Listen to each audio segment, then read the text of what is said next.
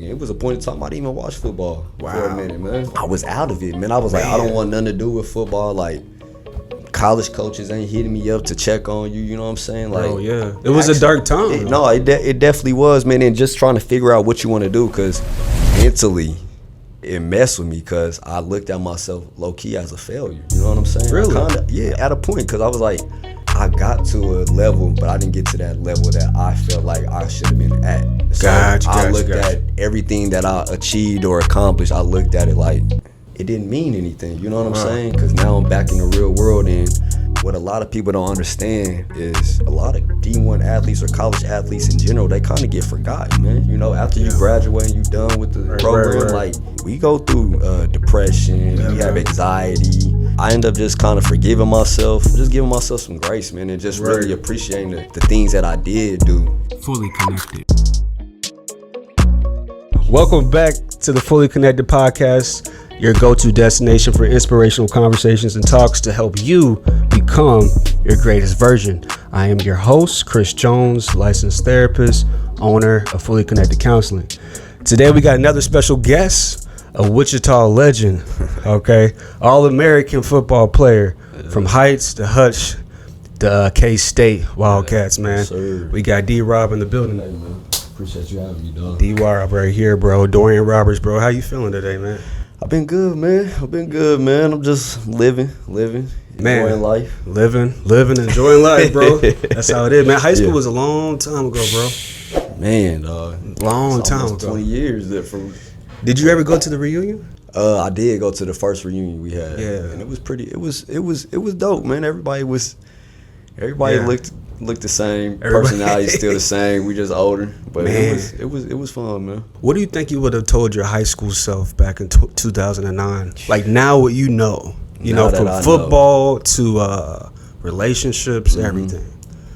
Man, I think I would have just, if I could go back and tell myself, I think I would have just focused on the things that I felt like was important in my life. And to me, because when I talk to my kids and stuff, man, I just really tell them, man, like, stand out, like, man. Stand out amongst your peers, man, and kind of be you. I think when we get, because we all get caught in it, with our peers. You get a little peer pressure. You want to be a part of what's cool, and I'm like, if I could go back, man, I would have did probably, I ain't necessarily, I got a lot of attention in school and stuff, but I definitely would have just kind of just did me and not and been unapologetic and authentically me, like, all the same, and not really cared about what everybody else thought, because as much as we say we don't care in the back of our mind, you know what I'm saying, we still kind of care. We want to be like, we want to have some type, we want to have that, basically, that praise from your peers. So. Absolutely, man. I feel like, because you work with the kids as well, and I work with a lot of the teens and young adults, and so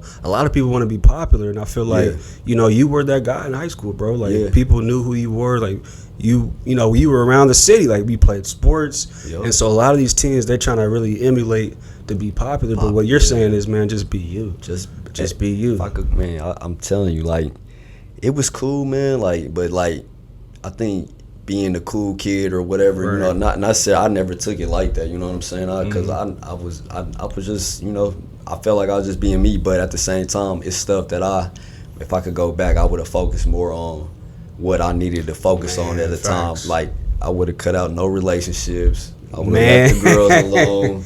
I would have been more into school. I would have been working more on my craft and other stuff that I had interest in, and I kind of just let it go, because I'm just, we living, we living, we wanted to grow, we wanted to be older, we thinking we want to be adults, but adult life is different, bro. Like, it's fun, but it's challenging all at the same time. It is, man. It is. Like, dang, I look back, man. I look back and I kind of put myself in situations or scenarios, and I'm looking back like, damn, this is what my mom was talking about, or this is what my grandma and grandpa was talking about, like, and you kind of see yourself kind of repeating things that your grandma or your mom and your parents and your older family kind of just hey, dang, sounding like my mom. Bro, I remember that's what my cousin told me. She was like, man, like, it's crazy because when you get older, you start to kind of become like your parents in a sense.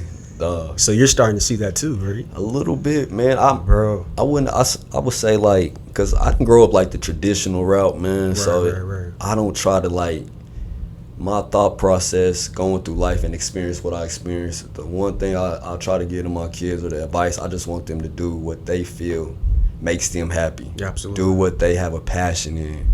And, you know, kind of just go from there. Like, I'm not telling them, like, you got to go to school. Right. You got to go get a college degree. Like, right. Do your best in school, you know, try to learn stuff, you know, kind of take one day at a time. But, I mean, there's so much stuff going on in this world where it's like you can make a career out of anything, bro. Anything nowadays with the internet, like being ignorant is now a choice, man. We got ChatGPT, you said we got right Google, man. Like, to be ignorant is your choice at this point. Like, there's so much information. If you don't pick it up, then it's on you, man. That's on you, bro. Definitely on you. Definitely, man. So speaking of picking up stuff, you know, like, you're now playing for Wichita Force, right? I'm done with. You done with it?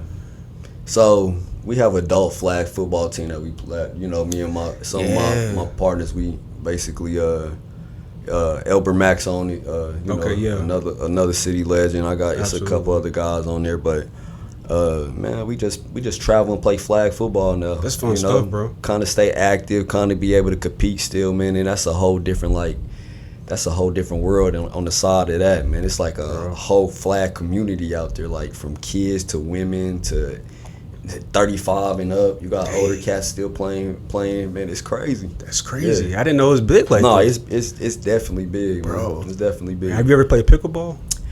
Man, you know what? I was just talking about this last night because that's crazy, bro. Me and my girl stay on the pickleball, bro. I swear, I need to get back in there because I swear, look, I was talking. So I was talking to Steve Wynn's sister. So I was talking to her last night. Yeah. So, bro, literally, like, from my baby shower, from my gender reveal, we was at Chicken and Pickle. We played pickleball. Bro. We was getting real competitive, you know. I was like, okay, I'm starting to get good. Yeah. So we go to Chicken and Pickle when she there, and I'm talking about she like in a whole dress, bro. Dress, heels, all that, and I'm sitting back like, you know, I don't really know everybody there, but I'm sitting back I ain't gonna get on them. You know, just from the last time I played, I'm like, I ain't gonna get on them. She said, "What? We can play right now." I'm like, okay. I was like, I'm gonna take it light on you, bro. I swear to God, she went crazy. Bro, I'm talking about beat my ass. Have me out there looking goofy in a damn dress and heels, bro. And she was out there in heels with the pickleball, going crazy. Wow, What's embarrassed me. Chanel, man. Shouts out to Chanel for giving Dorrian the business on the pickleball court. Bro. I got a rematch with you, so it don't matter. We got to run that. Yeah, it's fun stuff because now when I try to hoop, bro, my knees. That hardwood is crazy. And I didn't even hoop like that all through high school. I hooped 1 year and I said, I'm done. I couldn't deal with Coach Howard. I couldn't deal with it. I was like, man, if they dealing with this, and I realized I was like, man, I'm not growing. Yeah. And my grades are going down. Yeah. I had to make a decision. I had to make a decision, bro. That's that business decision, man. You got to make the business decision. Yeah, Coach bro. Howard he'll make you dig deep and be like, is this what I really want to do? Is this what I really want to do? It's crazy, man, because even just looking back at it, like at high school, man, I remember, like, you know, one of my biggest regrets was not playing football. For real? Yep. Man, you should have. That was my biggest regrets, bro. I didn't ever play. You know what I'm saying? Like, that's stuff that, like, going back and you should have just tried, you know, everything that you wanted to try. Because I'm like, even with you saying football, like, I wish I would have went and played soccer or baseball. Like, bro, baseball. Like, people be hating on baseball. Bro, I'm like, I looked at soccer. I'm like, that's football. Yeah. I was watching the girls play soccer. Bryce was playing soccer for a little bit. For real? Yeah, Oh, yeah, he was. Yeah. Oh, man, dog. Shouts out to BG. Deonate. Deonate Hayden was nice. Yeah. Are you guys actually cousins? Yeah. That's crazy because everybody thinks me and Deonate are cousins. I'm like, nah. For real? Yeah, everybody's like, man, he Deontae's cousin. But like, nah, like, that's D-Rock. We found out we were cousins, like, we was hanging out, though. We was in middle school hanging out, and then we ended up finding out later on, like, that's crazy. Our families connected in a way, and we was like, dang, all right, shoot, all right then, fam. It's like it's already fam, but now it's like for real fam. That's been my dog, man. That's my dog. That's crazy, man. How do you feel like when you run into people like from high school and they kind of ask you, like you know, some people, they still stuck in that high school mindset. Man, dog. You know what I mean? They're still, it's like, bro, like that was like going over like now 12 plus years. Like what? Did you hate? I hate that sometimes. I feel like sometimes it's like awkward. Because, Very. you know, I'm not the guy that's going to come up to you and be like, you know, where you working at? Or what you doing now? You know, how are you doing? How you been, man? It's good to see you. I'm one of them. Like, I feel like it's been times where I get put in a position and it's awkward because I'm like, dang, is you like trying to size me up to just see like, bro, who got a better job, career, who's doing better? I'm like, hey, bro. When people see, we had Trent, he was on the podcast the first episode, and he talked about that too. Like when people ask you that question, what do you do? Yeah. They're trying to rank themselves subconsciously because as a species, like, you know, status has always been something important. So if you were to say, hey, I'm a janitor, they like, oh, now I know how much level of respect I can give you. Exactly. But now you say, I'm a CEO of a Fortune 500 company, they're like, oh, that's crazy. They're like, oh, okay. And it could be easy as hell to just make that shit up on the run. Like, I would just be lying. Bro, I would do that just to like see what they would say. Like, kind of like a little experiment. Just like a little experiment. Yeah, no, I feel that. No, because when I graduated with my bachelor's in social science, like sociology, I majored in sociology. They kind of was like, you know, what you gonna do with social science? Like, what you gonna do with that? I'm like. But it's crazy because them was like one of the most interesting classes I ever, like, them is the class that actually got my attention. Like, all through college, like, those were the classes where I was like, dang, okay, like, we actually, you know, talking about some stuff that's making me think about some stuff. Exactly. You know, it's kind of, you know, being informative to me. I'm like, this is catchy. Right, bro, because I feel like you, like, obviously sports was always, like, a passion, but I feel like, you know, like, kids and, like, community and like you have kind of like a very like humbleness to you, like almost like a serving kind of, you know what I mean? So maybe you could speak about that because I've noticed that. Bro, I'm a team guy, man. Like I always grew up like even playing sports, man. I feel like a lot of times I put the team first before I put myself, and you know, I feel like now like that I'm older, I feel like. Because a lot of people don't talk about this when we play ball and stuff like that, man. And you put all your eggs in one basket, or you know this is the plan, this is the plan A. Man. You know what I'm saying? Like this is what we doing. Yeah, we going to the league. Like this is all we know. Like, and when stuff like I know at a point in time when that didn't happen, like when I start realizing like, hold up, like I got a daughter, like I got to start figuring out what I want to do. But mentally. It messed with me because I looked at myself low key as a failure. You know what I'm saying? Really? I at a point because I was like, I got to a level, but I didn't get to that level that I felt like I should have been at. So I looked at everything that I achieved or accomplished. I looked at it like, you know, it didn't mean anything. You know what I'm saying? Because now I'm back in the real world, and what a lot of people don't understand is a lot of D1 athletes or college athletes in general, they kind of get forgotten, man. You know, after you graduate and you done with the program, like there's no like the NFL you can go back in. You could probably go back to school. You get paid. You get checkups and stuff like that if you play in the league for so long. Right. Even when they don't have that for college kids. I feel like that's something that needs to be implemented. Just because I'm like. We go through depression, we have anxiety, you know, I'm banging my head a lot, you know, so it's like, it was a lot of different stuff. I'm like, you know, you don't want to sit there and throw the CTE word out there, but some of that kind of, you know, it kind of puts you in a position where you kind of like, damn, is that, you know, am I dealing with that? But I think when I just leaving that, man, I was like, damn, like I just didn't want to, and that's just going back to what you was talking about with community. I just didn't feel like I wasn't in a place to give back to the community because I didn't feel the way I should have been feeling at the time. You know what I'm saying? So that's interesting. I ended up just kind of forgiving myself. Well, not even forgiving myself, just giving myself some grace, man, and just really appreciating the things that I did do. And I'm like, it's some people that didn't even get the opportunity to do what I did. You know what I'm saying? So I'm like, life lessons, life experience. I'm like, I was blessed enough to be able to play football. You know, get my education paid for and so on, and so forth. And I just looked at it from that, man. Then I started watching football again. It was a point in time I didn't even watch football for a minute, man. Like I was that like just. You feel like you feel like a failure. I was out of it, man. I was like, I don't want nothing to do with football. Like college coaches ain't hitting me up to check on you. You know what I'm saying? Like, oh yeah. It was a dark time. It definitely was, man. And just trying to figure out what you want to do, because, bro, your schedule is laid out for you when you in college. Like as a college athlete, you don't make your schedule, and there's not much room either. No, so like it's D1, like yeah. So and then even going there for transfer from the JUCO to go in there, I didn't get the opportunity to make a decision on what I wanted to major in. It was more like, all right, I took my general admin at Hutchinson Community College. Right. And then when I got there,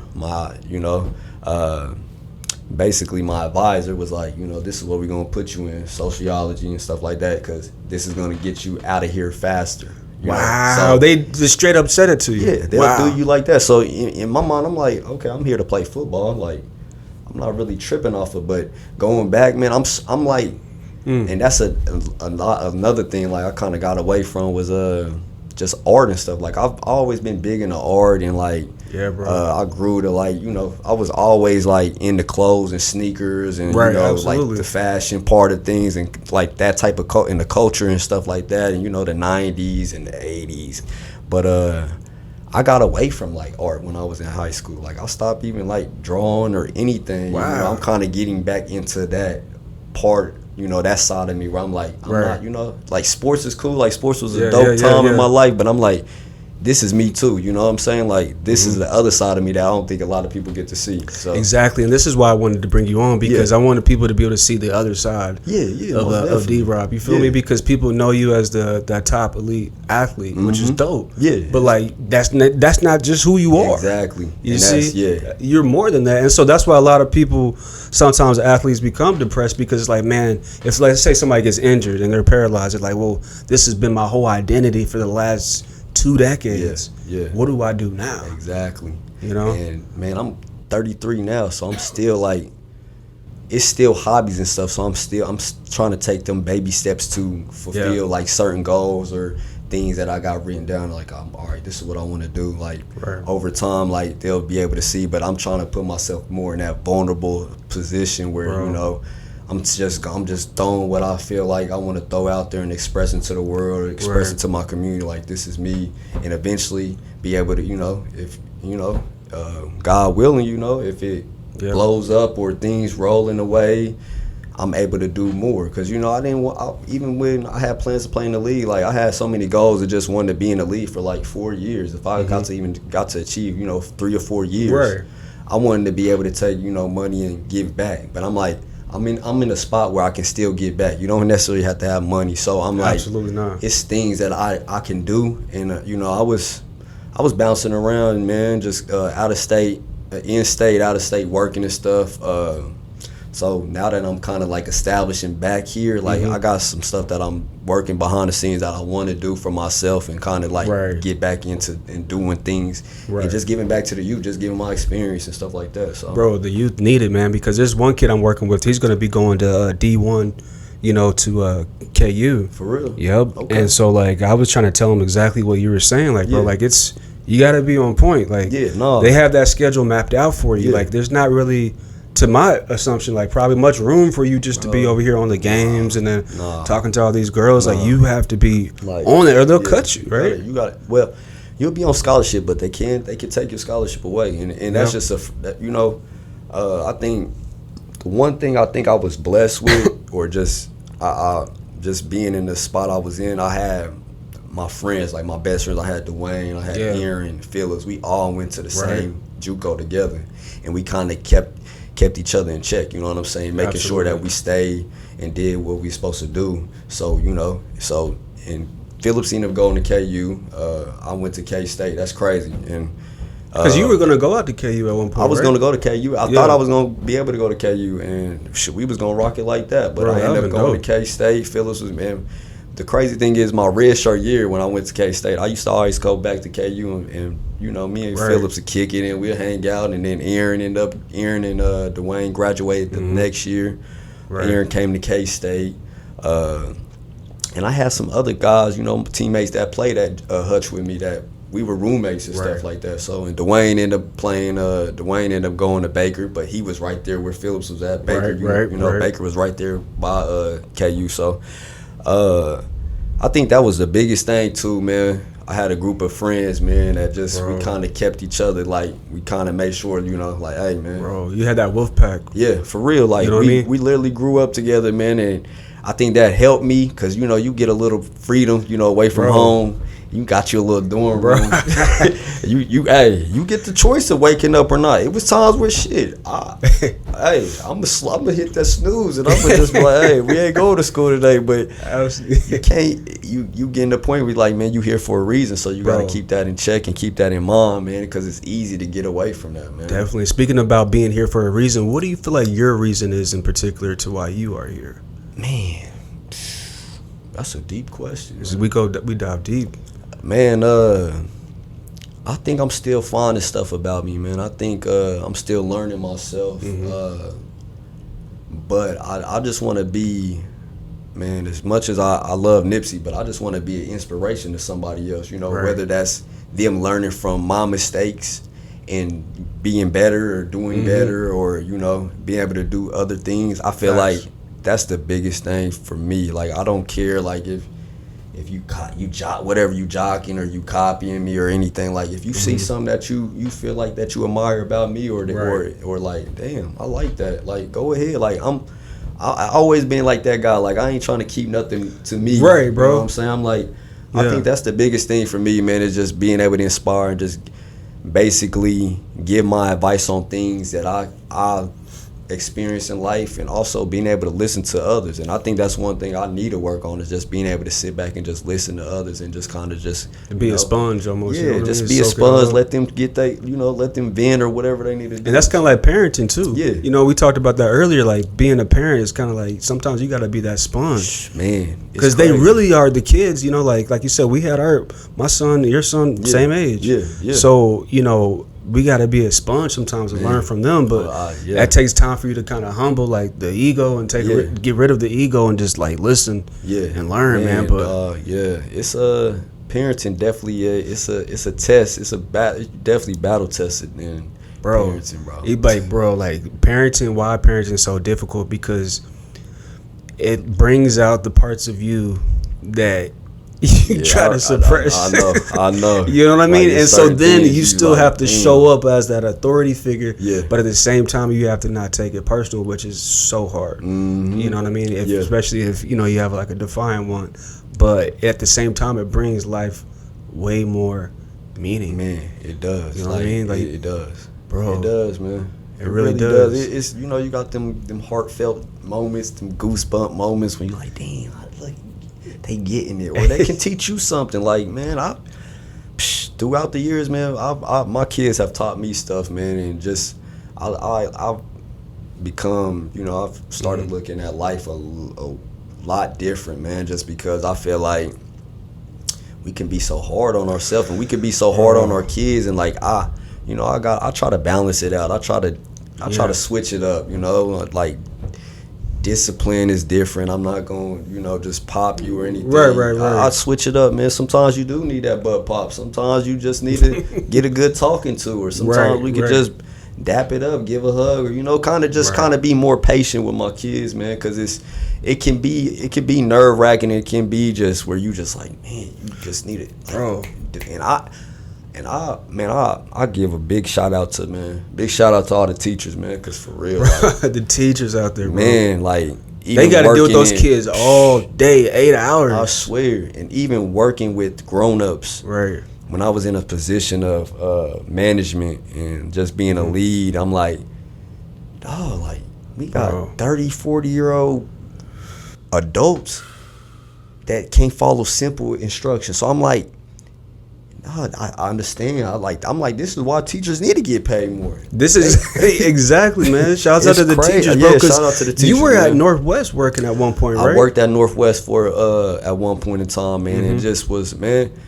Even that, man. Like, even going through that situation, I thought I wanted to work in the school. I thought I wanted to coach, but that's just not what I felt like, I'm like, I could give back in a different, you know, I could touch somebody's life in a different way. Absolutely. Other than teaching. Absolutely. Other than, you know, and I liked what I did. I worked with IEP kids, and then I just coached there, and, you know, I got to, you know, give game to some kids and stuff, like, but at the same time, man, it's just, right.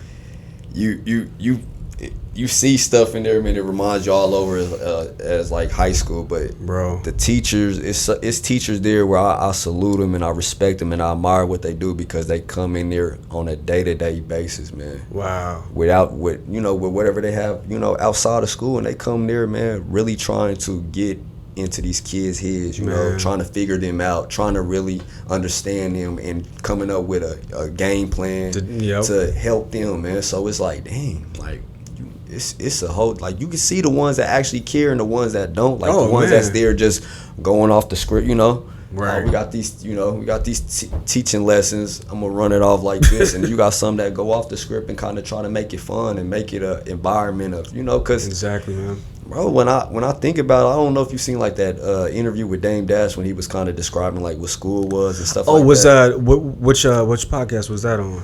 Cause I seen one with Dame Dash when he was a little skit. It was like a little skit where he was kind of speaking on school, like how they just have us.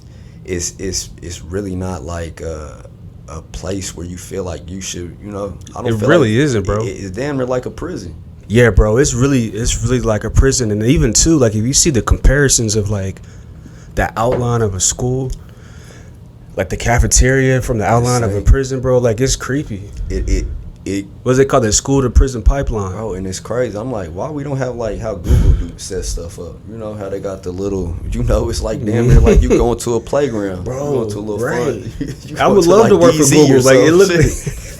You remember DZ? Yeah. Discovery Zone, bro. I had my 6th birthday there, bro. I got it on camera, bro. I swear. I showed it to my son like last month. Bro, I can't believe we gave that up. Bro, Discovery, it was right over there by Tony's. It was, on everything. I can't believe you remember that place was fun as hell. Bro. I loved it there. They had the like a laser tag, like a Men in Black thing. I remember they had like a Men in Black laser tag. You could shoot like aliens and whatnot, bro. They had everything. I remember the little thing that used to roll. You could roll down it. Like it had the little, I don't even know what, and they had the, I love that. Those ball pits are not sanitized. Like they do not clean. Like how do you clean that? Because I remember one time I think there was like a kid, like he used the bathroom on there. He had like an accident and we had to evacuate. I'm glad I wasn't there on that day.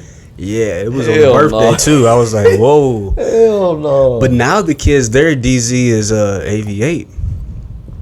And it's cool. It's definitely cool.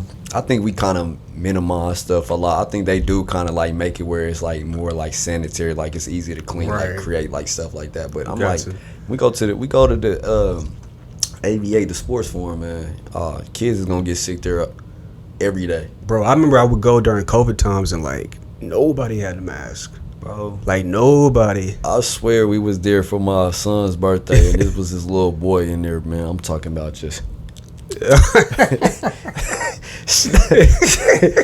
booger nose and everything. I'm talking about snot. I said, oh man, that's disgusting. Lo and behold, man, my son gets sick right after that. Like, damn, man, it's crazy, man. It's crazy. So do you see yourself in the kids, you know? And you said you have 3 kids, right? Not 3, 3 biologically mine, and then 14-year-old son. That's, you know, my significant other's son. But I mean, that's my dog too, man. But man, I see myself in all of them. Like you kind of like you kind of look at stuff when you was a child. Like my mom be telling me all the time, like, boy, you was like that. You was a crybaby. I'm like, well, you know, I'm like, what? My daddy wasn't there. You know, my daddy wasn't there. To, you know, right. You know, for them times, y'all spoiled me too much. Like y'all was just too nice all the time. That permissive parenting, right there, like, bro. You know, I was the first grandson in my family. So I was the first boy. So I was the first grandson. Yep. So I was like all the women in my family, you know, they just spoiled me. So I had to had to get out of that. Like I probably was a little sensitive, a little you know, cry baby, whatever. But I see, man, my kids is like, I'm a goofy dude. I'm a laid back. You know, I'm a goofy, play around, chilling, man. chill. active, energetic. That's that Scorpio, bro. Yeah. That's you, right? No, for real, Scorpio, bro. And it's crazy. My 4-year-old son is a Scorpio. Bro. He's a Scorpio. He was literally supposed to be born on my birthday. He came like 5. He wanted to come 5 days later. So, dang. But his whole it's crazy. Like my 8-year-old son, my daughter actually is crazy. Like she is so chill now, but she used to be like my 4-year-old son and her when they were babies. They were like just brave. They didn't care. They going all out. Like that's how. That's like it didn't matter. Like bump their head, hurt themselves. Oh, I'm cool. Shake it off. I'm good. They right back to it. Yeah. And my other son, man, he's creative as hell, man. Wilson, he's creative as hell, man. Like just he wants to. He's in, and it's crazy because this is the one that I literally had to. Wilson, I had to learn a lot more for parenting, man. Cause is this the 8-year-old? Yeah. Yep. So with him, man, it's crazy. Like, and he just was into like girl dolls and right. He's infatuated with like women, everything, man. Oh, like, for real? Like, yeah, like, and it was a point in time like I didn't know how to handle that because I'm like he didn't want to do like he wanted anything girls. He could play Tekken. He ain't picking not one boy character. Dang. Not one. How did you deal with that? It was a point in time, man, where I was kind of like trying to be like discipline wise, like, no, this is what boys do. But over time, it was crazy, man, because God does some mysterious things, man. And I was working for this emergency management organization. I was in Texas, and one of the front desk workers, he was gay. So okay.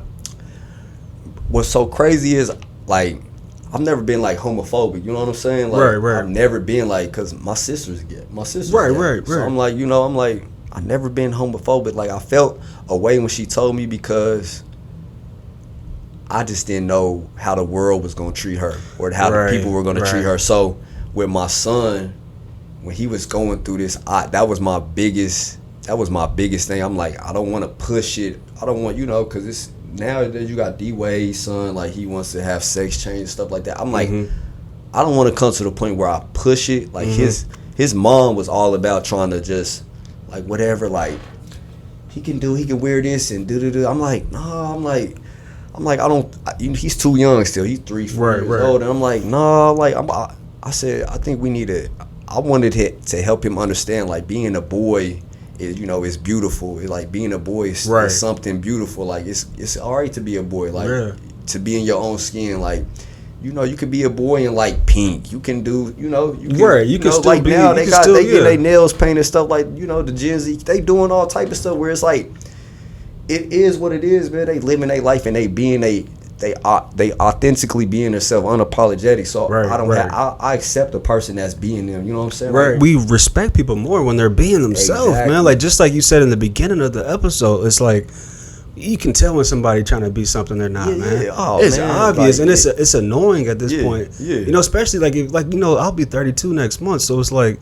You still 30s now trying to be like you haven't figured out like you got cast, man. It's crazy, man, cause you got cats that do that shit, man. Like you got cats that's trying to be the guy or be the man or the girl trying to be this, trying to be something that they wasn't. They're trying to make up for shit that and that's what I'm saying. When we go back to what I was saying, like if I could go back and tell myself one thing, it would just be authentically you, man. Just be because you see people now like they get a little bit of attention or local attention or anything like that. Like it's like dude, you ain't even famous and you just letting this shit get to your head. Like you feel like you know what I'm saying? Why you feel like you better than anybody? Bro, like it's that ego. And that's what I'm saying. Like that ego. Even in high school when I was getting like attention for sports and stuff like that and being in the newspaper and stuff like that shit was uncomfortable for me. Like I didn't like it. Really? I'm like I was just doing what I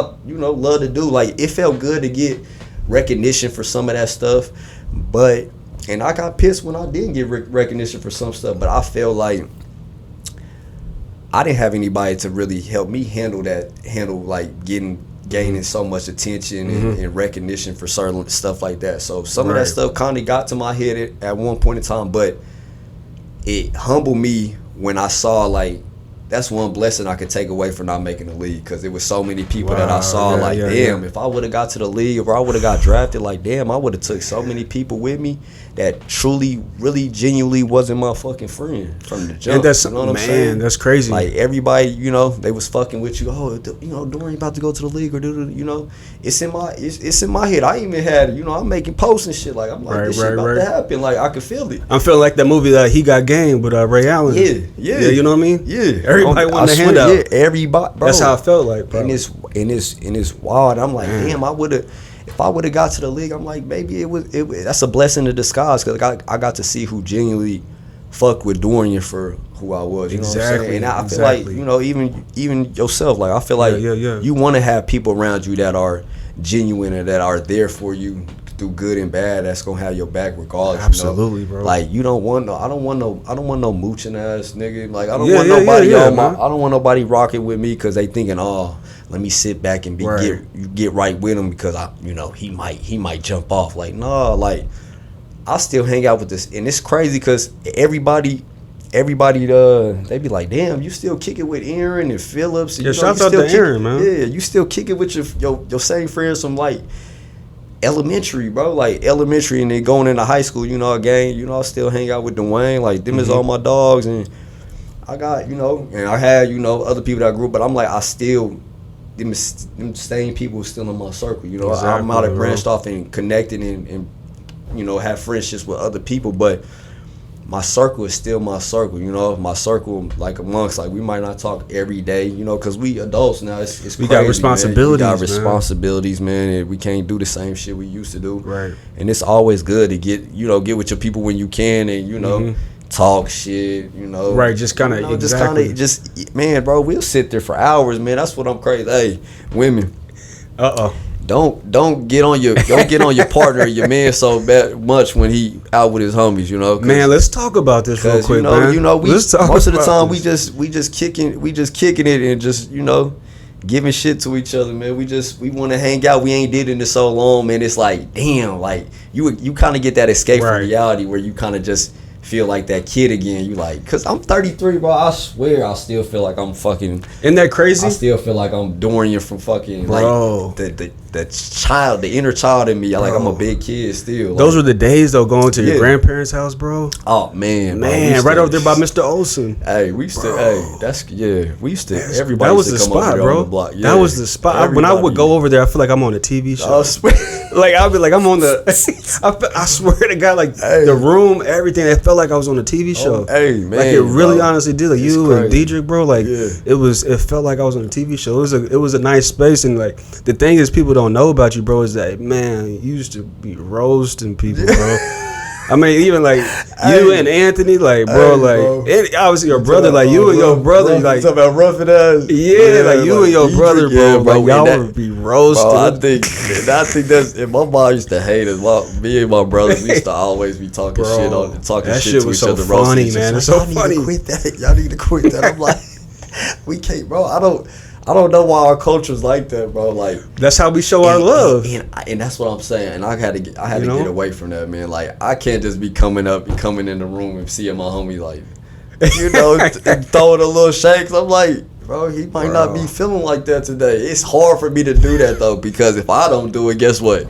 Somebody gonna come in there and get on my ass. I'm like, look, I'll try to give y'all niggas grace, but now y'all want to talk shit on me, bro. There's a video on YouTube, bro, I recently found, and it's like me, Bryce, and like you're in the video and like you're like roasting Bryce. For real? Yeah, bro. You're roasting. You're roasting Bryce, like you said something, and like Bryce, he tried to say something to you. It was funny, man, but it's like it was probably be like your junior year, because we were like, it was like the last day of sophomore year.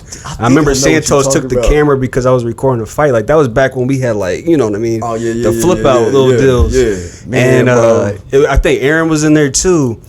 And I was like, man, this is like vintage. It's on YouTube. I need to see that, dog. You gotta send that to me, bro. I gotta see that, man. I used to talk so much shit, but y'all never meant it in like some people don't be getting my sarcasm sometimes. Right. Like, or some people don't get my personality. They think like I'm just being mean, but I'm like, no, I'm just shit talking, man. I'm laughing. Like, it's just I don't mean anything bad. I just try to, like, you know, lighten up the room, man. That's what's about, man. Try to make people laugh. Like I'm like, shit, I can take it if somebody get on me. It's been times, nigga, somebody get on my ass, I've got to sit there and take it, shit. That's how it be, though. But man, I feel like that's just, because you got to be a good sport. You know, a lot of people don't know how to be a good sport. Like, it's just it's not bullying. It's just like we cracking jokes. Yeah, like some people don't. They, I know it's days, because I had to learn that, like, some days, like, people just going through some shit, and I'm like, damn, I need to chill out, because I'm going to, motherfucker might have woke up on the wrong side of bed, like, bro, I ain't dealing with that shit today. I might have called him Chewbacca yesterday, and I'm calling him this, what, Chewbacca? Fuck you, bro, what's up with you? I'm like, damn. Bro, that's how the kids be now, though. They don't know how to joke around. Bro, they don't, Bro, everybody too cool, man. Like, everybody wanted, like, I'm like, dog, you can't just be the only one be able to crack jokes on somebody else and make fun of somebody. You can't take it. You got to be able to take what you're giving out, bro. Like, it's different now, man. I think that helped me along in life, man, because I got like a real, like, I got a tough skin. Like, it takes a good sense of humor, tough skin. It take a lot for me somebody get under my skin. Cause I'm like, man, you just, bro, just. As you get older, I'm like, man, don't take life so serious, man. Right. Like, how do you think, like, somebody could develop a tougher skin? You know, let's say somebody's watching right now, tuning in, and they don't have tough skin. Yeah. You know, what would they need to do? I think even myself, man, like, I think that's a lot with, like, sensitivity or insecurities, like. Mm-hmm. Like, I think sometimes we kind of, and it's been times where I kind of like, all right, dog, you keep saying this joke, like, it's not really funny, but I'm like, is it like some, like, truth behind, like, what you trying to throw out there, like, you trying to throw, like, shade, like, in the sense of that. But I think just being able to just kind of laugh at yourself, man. Like, you gotta be able to laugh. Like, everything can't be like so serious. Oh, you so cool. Like, I want a motherfucker to see me get joned on, or somebody, getting on my ass, and I'm like, damn, like, shit. We gotta have like the D-Rob roast. Like, I'm gonna have to I swear, bro. Like the Tom Brady book. Like, I grew up like that. We always was roasting. It was like but that comes like damn near like into sports. Like, it's a competitive nature. Like, you gotta think fast on your feet. Like, hey, he got me. Now I gotta think of something to get back. Hey, you either gonna get it. Some people can't. Some people ain't good at thinking right then and there. Like, nigga, fuck you, nigga. What you talking about? Nigga, your little goofy ass. Like, bro, they ain't ready to flip the script right back on it. Like, you just gotta be able to think fast on your feet, man. I think that becomes like second nature to you when you start to do it, over and over again. I think it's kind of like just anything else. Like, you just, like, I'll be. You think fast on your feet, like, even like when it comes to sports, when it comes to jokes, they can get it either way they need to. Like, we grew up doing this, so it was just like, bro, like, it just made sense. Like, that's what we were so used to. Like, I don't know why our culture do that. Like, our culture sit there and laugh. Our culture. Black community, bro, we so crazy, bro. We'll laugh at we'll make a joke out of the dumbest shit. It could be raining. You got an umbrella. Like, look at this nigga got an umbrella. I know. It's raining, nigga. This nigga got an umbrella. Nigga, what you...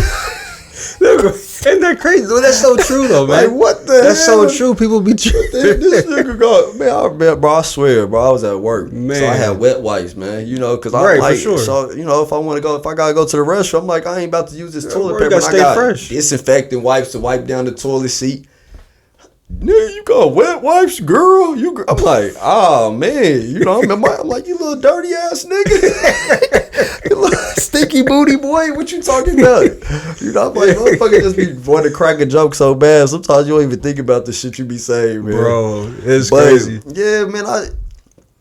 I think just tough skin. I think you either got it or you don't. I think you can grow into it and build up to it. I think it's just not taking yourself so serious all the time. Like, just lighten the fuck up and just live life and learn how to laugh. Like, everything, you ain't gonna always be the highlight of the room. Like, it's not gonna. Sometimes it's not your day. Like, you're not that important as you might just think. You're not that important. Right? You're gonna get. It's gonna turn. Damn. Some people got these egos and these facades of themselves, like, they really look in themselves in the mirror. They playing in their own world, like, oh, I'm this, I'm that. Right, and I'm like, nah, bro, like, you cool, like, yeah, but don't feel like you to the point where you feel like you belittling somebody and you feel like you better than somebody. Like, nah, because if you have to belittle somebody, that's already a sign right there of insecurity. Exactly. Why do you got to do that? Exactly. And that's why I kind of like when I joke and stuff, I kind of like try to chill out a little bit more on it. Like, I'm gonna still talk shit. We gonna talk our shit. Like, it's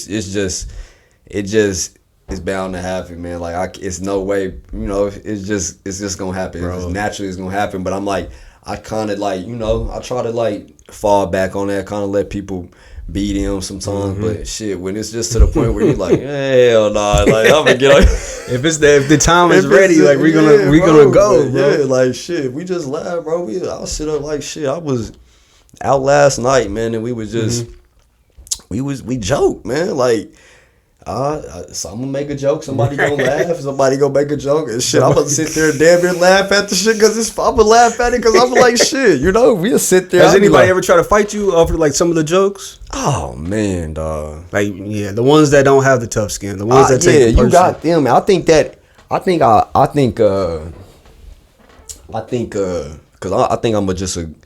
it's times I'm just a good shit talker. Like, I could get under your skin. Like, I could say certain shit. But I think that's more in, like, sports. Like, it being, like, competing and shit. Like, you out there, like, in flag football and shit, bro. It's just, like, something in my second nature. Like, I don't talk shit because I'm trying to belittle somebody or I'm trying to make somebody feel some type of way.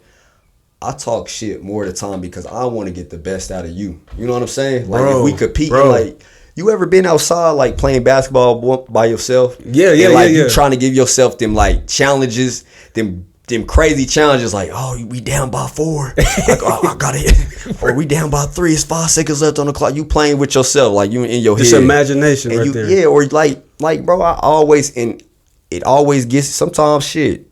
I kick myself in the foot because I create something like a challenge for myself that realistically is hard to do, and instead of, you know, and it's hard to do, so I'm like, damn, and I fuck around and look dumb because I'm like, shit, I thought I was gonna be able to overcome this, like like if you playing like Madden or something, right, you said it, yep. So I'm playing with the Texans, like, you know, I'm playing like with the trash, the worst team on the game. I'm like, shit, you know, I'm good at Madden, so I'll get this team. And I let him get whoever he want because I'm like, I'll still be able to beat you, and then you lose, and now you looking like, damn, you only won because I got. But that's in my head. That's what I create, like in life in general. Where literally when I compete, like, and if I'm playing flag or anything, like I feel like I don't never take the easy way out. Like, man, I want to make it challenging. Like, I'm not gonna go and.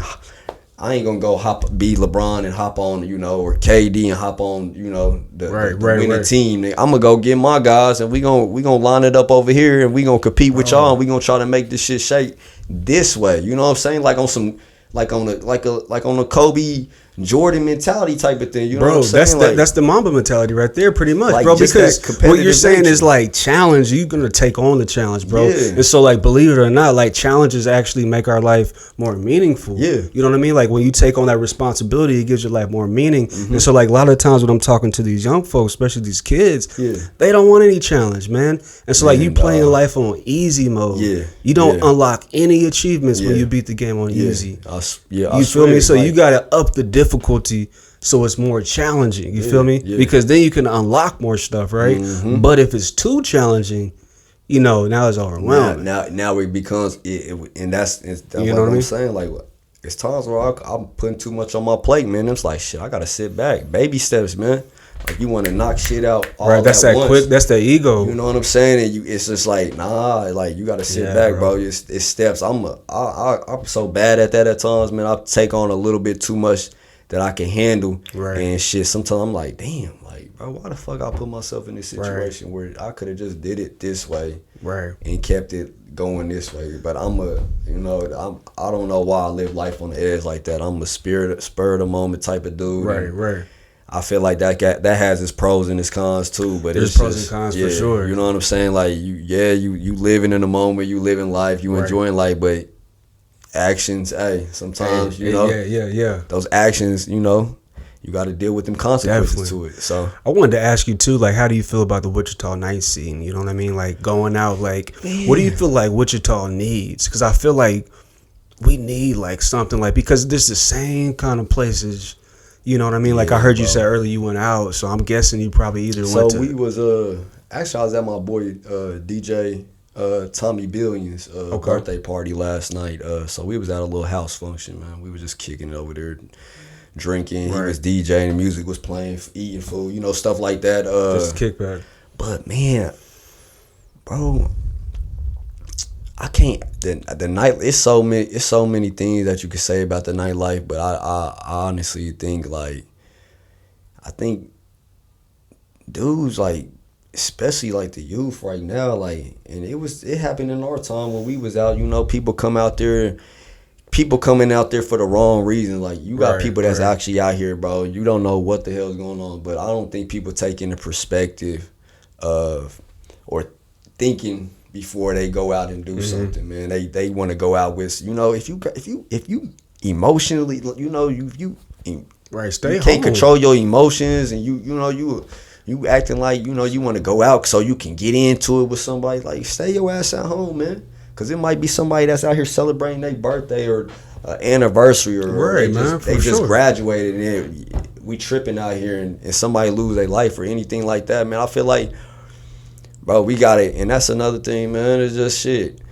Having them talks or being able to get shit off your chest, because people be holding shit in. But the nightlife, I feel like Wichita, bro, I go to so many other places, man. I don't see any fucking like big difference besides it's just more things to do on a night-to-night basis. Like, and it's just a bigger city. More of the it's same. just a bigger city, but it's the same type of energy, the same type of vibes. You getting the same type of music. Some DJs might be better than others. I feel like, you know, we are blessed with some nice ass DJs, and we got people that's creating events here for, you know, and shit like that happens everywhere. You know what I'm saying? You're gonna have your negative, but I think it's just, man, getting back to just getting that dress code. Man, you know what? I can't even say dress code, man, because I'm like, I done been to places like, I've been to Austin, Texas, where you could come in there like this. Like, I'm so used to wanting to go in the spots like in something comfy. If I want to get dressed up, I want to get dressed up. But I'm like, let me come. But it's just patting motherfuckers down, man. Because I'm like, it's some spots, bro, where these motherfuckers ain't even getting pat down. You don't know what the hell they come in there with. You know what I'm saying? So I'm like, that's just a crazy thing within itself right there. I remember there was a spot back on like Harry Street long time ago. I remember you were up there. I remember Tyler O'Quinn. Was back when he was DJing, and you and Tino, you guys were there. Oh, and you told. I forgot the name of it, but it's over here on Harry. The after hour spot. Yeah, right there by the little the storage off of Harry and Rock. Yep, that's the spot, bro. And I remember you told the DJ at the time, you told him to play the song, bro. And when you played that song, bro, because I heard it before. What I played? I think I told him to play Dom Kennedy. Yes, yeah. The first reply. Yeah, the first reply. That's crazy. Yeah, and I was like, bro, because that was the first time I heard that, like in the club. I was like, bro, this is hard, because Jaden Fleming, he put me on that album. Yeah, when we went out to what was it, Dallas? Yeah. But when I heard it in the club, bro, I was like, this is hard. Yeah, no, and but that's the thing, like, you just, and that's what I like about, like, we starting to have like a lot of different, you know, people taking on wanting to be a DJ, and you know, that's like a little side hobby they doing. You know, they want passion, love, it's a passion all that. Of music and stuff like that. I'm like, okay, that's cool, because I'm like, you're gonna be able to get different stances and different vibes from different people. But I feel like you can play some Dom Kennedy. You can play. Bro. You could play some Primo. You know, you could play some different stuff. You could play some Schoolboy Q out there, some Tyler the Creator. You could switch it up. You ain't gotta keep playing the same. Same stuff, the same type of shit over and over. I feel like you can throw out some new music out there and see what it is. But for real, the nightlife. Douglas Social is a cool like vibe spot. Like it's really right, like especially like being more mature nowadays. Yeah, it's bro, like we might not want to be out like in the club like, kind of scene. Bro, I'm like, I'll go out. Like, it's been times like we'll be watching a fight or something. We'll go out to like Pump House or something. Like, it's cool. I'm like, the vibe is cool, but it's like it's too young for me. Like, bro, it's just college kids in there. So why do I want to be in there? Like, Douglas Social is like that's that spot for me. Like, if I'm gonna go out, like, that's where I want to go. Like, have you been to Oliver's Lounge? It's right over there on it's Douglas and what's that? Oh man, Douglas and Oliver. Douglas and Oliver? Yeah, Oliver's Lounge. Like, you'll like it. It's a vibe. Man, no. I forgot you had the braids, yeah. No, I got my stuff back. It's the Drizzy. Yeah, man. Definitely, man. That's the D-Raw. That's the hey, there we go.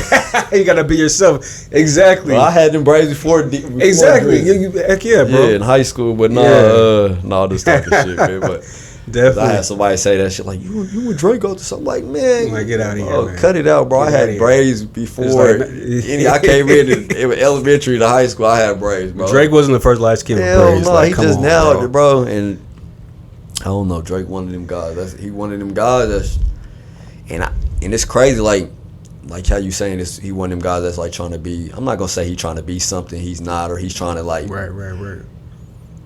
Be but I think deeper into it, man, because it's crazy. Because like when I have a take on this, because I have a take on it with myself, because I find myself starting to be more interested in certain shit, and I'm not trying to get off subject or nothing. No, you good. We diving into we going here. That's all right. But dog, so with me, bro, like my family, even when you look at Drake's family, like he didn't grow up with his father, you know what I'm saying? Right. I didn't grow up with my dad, and my family is kind of unique as hell, man. Like my grandma, the two people, they are my grandma and grandpa. They really my great aunt and uncle, but they adopted my grandma and her brother and sister, and then they ended up adopting my dad and my mom when my grandma had them. So the grandparents, when we go to the house back then, that was your. They actually, so my grandmother, my actual biological grandmother, her name is Gloria Dupree, but she did some time in prison. Yeah. But she was adopted by my grandma and grandpa, so they took on my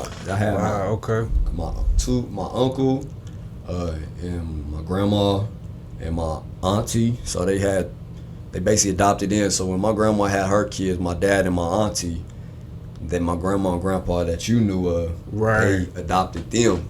So what I'm trying to get at, what I'm trying to basically get into is that, and so I didn't know my dad's dad, my dad's actual grandpa, you know what I'm saying? Mm-hmm. Like, I'm growing up to, and I didn't get a chance. Like, me and my dad was locked up in prison for, 21 plus years, you know what I'm saying? He was, I was 3-4 years old when he went and did his bid, but we was in the garage talking. I just had a take on that, because I'm like, damn, like, it's so fucked up, because it's like, family wise or ancestry wise, it's like, it's like when you growing up, like you are still trying to identify some of your characteristics or some of your personal personality traits, and you're like, where does this come from? I didn't know my dad's dad. He didn't know his he didn't know his dad. You know what I'm saying? So I didn't know that side of the family. Right. And you start to try to figure out things, and it's things that intrigue you, and you be like, oh, I kind of like that. Like I was able to learn this from my dad later on. I'm like, I kind of like that now. Like, I'm interested in that now.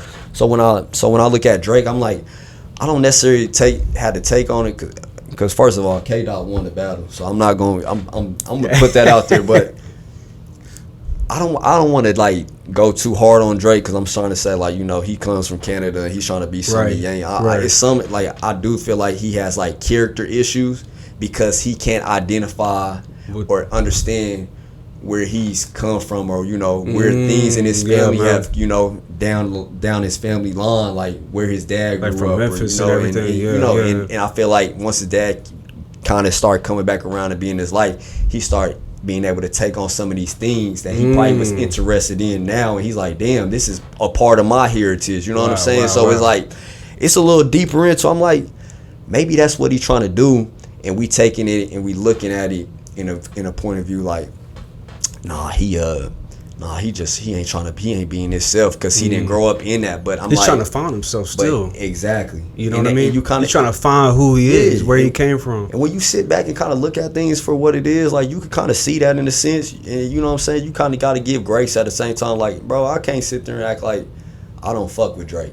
Right, exactly. I feel like I agree with some of the stuff do I feel like he's authentic? And then that's what it be like. Is he really being himself, or is he being authentically him, or is he trying to put on something else? But I'm like, somewhere down the line, like I feel like he's gone through like this time, and what do they call it when you like get to an age? Midlife crisis. Exactly. It might be that. It might just be that. It could, because like you talked about earlier about the attention, like you know what I mean. It's like really interesting because see, celebrities, especially like artists or like musicians, bro, they get so much attention, bro. And so it's like what Kanye said, man, it's hard to be humble when you're stunting on the jumbotron. You feel me? So it's just kind of like, could you imagine like being on the stage and you got 50,000 people cheering you on, bro? Like that has to affect you mentally some way. And that's what I'm saying. Like even like psychologically, when I think about it, when I look back at on like in like sports and stuff like that too, it's just like you go from playing it in front of 50,000. Like that's a dopamine in itself. Like that gives off something where you like, damn, you don't get that adrenaline. Like once you done with that shit, you done. You know, you don't get that feeling no more. So you go to this life, and it's just like, and at times like that's where I'm like, damn, that shit is addictive, because I try to make everything competitive. Like I want it to be competitive because I'm trying to like chase that feeling again. You know what I'm saying? Where do you feel like that comes from? Is that like, because I remember like you said something about like your dad went to Heights and he played football too. My dad, it's crazy, man. Like I was supposed to go to East High, so I was in Blue Ladies, right? I was in South City, so I was in the East High school district, but I got a transfer. I got a special transfer to go to Heights. I wanted, my dad played at Heights. Like it's crazy that I grew up in Heights. Like my mom had me when she was 16, so she used to drop me off at the babysitter, at the daycare at the school. Where I knew, like, the teachers knew who I was. Like, I remember even playing for Little League, man. I'm playing Little League, and I used to wear the same jersey, man. My coach Larry Hastings, R.I.P., but he passed away, but he had got these jerseys for us, like, the year before that, and I kept this same jersey throughout the entire time I played with the Wichita Tigers. Man. So, one day I was out there, we was in a game, and one of the refs was like, you Chucky's son? Because I had the Roberts on my back. And it was Coach Chadwick's ass. Coach Chadwick. He was reffing one of our games. So he was like, you Coach Chadwick? You Chucky's son? So he knew my dad, like, and I don't know, I kind of wanted to take that. His legacy that he played at Heights. I kind of wanted to rewrite it and kind of do the shit that he probably wanted to. He looked at, or we talked about, like he wanted to, fix it and do the shit the right way, and and actually do shit that he had the potential to really do. You know what I'm saying? Do you feel like you accomplished that? Man, I do. Right. I think I had like battles, and I went through things myself personally, with school and stuff like that. I think I made it harder on myself, but I think that was in a spot of just I didn't trust nobody, man. Like. Yeah. You know what I'm saying? Like, I had people telling me the right shit to do. Like, they would tell you, like, do this. Right. I didn't have nobody really in my ear, like, this is what we gonna do, or really taking me on, taking me by the ear, like, hey, this is what we doing. Like, no, you coming with me today. Like, they see something in me. Like, they know I got potential. I got the talent to do this shit. But, again, you grown-ups and teachers deal with shit with their own lives. It's kind of hard to kind of keep constantly, especially when you got your own kids and stuff that you got to deal with. So, absolutely, man. But it's like, I didn't have that, but I feel like I still got it, because the one thing I always reminded myself, and that's my grandma and my grandpa took me and my brother and my sister in at a point in time. They just was trying to prevent me from doing the same thing. And my dad, regardless he wasn't in my life, man, he made sure, like, he wrote letters, he called. My grandma and grandpa took us to visit him, but that was one of the big things I always said in my head, like, I think I that's the one thing I could literally give myself credit for, is that I took the negative and what happened in his life, and I tried to make it into a positive and turn the leaf and climb. Like, did it all happen, just the way it was supposed to? Hey, no, it didn't, because I could have played Division I straight out of high school if I had my grades right. Like, I had really, I could have. That's kind of what held you back. Yeah, and I was damn near at a point of getting ranked and everything, like getting stars and everything for rivals. I didn't do any of that, though. You know what I'm saying? Right. My mom didn't know too much about that. You know what I'm saying? Right. I didn't know shit about, like, the classes you needed for like the ACTs and what classes would go to the Big 12, SEC, like different colleges and stuff like that. I didn't know that until my senior year. I didn't get put on notice by that until my senior year. Mr. Gibbons hollering at me like, hey, you know, you got to take these classes. You know what I'm saying? I'm like, I'm just out here playing ball, but I'm like, I didn't know none of that. And Mr. Gibbons was with you at Northwest when you were back up there too. Yeah, shouts out to Mr. Gibbons. Like Mr. Gibbons cool as hell, man. Like funny as hell, but Mr. Gibbons is Mr. Gibbons, but he cool as hell, man. Like, but pretty much you didn't have somebody to really kind of like show you the game. I had people in my ear, and I think I kind of did my own thing. At sometimes, like I'm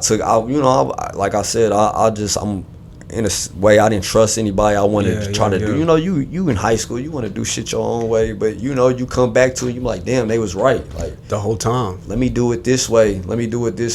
But I made it hard on myself, but I still got to the spots that I had in mind. Was it the schools that I wanted? I wanted to be a Miami Hurricane. I wanted to play for the U, man. So it was shit like that, man, where, man, coaches used to come up to the school and they like, God damn, like, they be like, bro, you probably go JUCO route. I'm talking about I'm getting hella schools coming up and hollering at me and talking to me, and I'm like, shit, they can't do nothing with me. Damn. Because I'm just, grade wise, it's just like, shit, you just, what were the grades like, if you don't mind? Because I'm not sure, like, what kind of GPA do you need to have to be able to get to the D1? But see, and that's another thing that I learned. Like, my GPA was probably like a 2 point something. Okay, like, so you might be thought like, okay, that's good enough. You know, it was cool, but the thing that I didn't get hipped on or told about until it was like in my junior. And then the ACT, them points accumulate in them different categories, you know, them different subjects. Yeah. So if I would have kept taking it from freshman to senior year, you know, or when could you take the ACT? I think it started at junior year. I think so. If I would have just kept taking as many times as I possibly could during my junior and my senior years, then I could have probably accumulated points to be able to pass the ACT. See, I didn't even know that. Yeah, I didn't. That's what I didn't even know that. Like, you can see, I went to JUCO, like Butler. You know, after that, because I had a low SAT score, man. So I didn't know that. Yeah. Because see, that's the thing. The school doesn't really. And they don't. I feel like they don't prep. We don't have classes of, bro. Our school is a joke. It's a joke. Our shit is a joke, bro. Like, just like we talked about how it looks like a penitentiary, bro. Like, it's just. We need to have a class on like relationships, bro. Like just relationships with your mom, with your dad, with your friend, with your boss. Yeah. You know what I mean? They need to be teaching that as a core elective in these public schools, bro. I think we just need to be getting taught like life, like shit that we gonna deal with, credit, investing, how to do an LLC, different shit, man. Like, do like shit that's gonna actually translate to life. Like, it's stuff that the black culture, bro, we so far behind. And my mom is white, so but she poverty line. We was poor, so she didn't know shit. It was all about surviving. You said South City, right? Yeah, she was in South City. We grew off of Mossman Street. We was.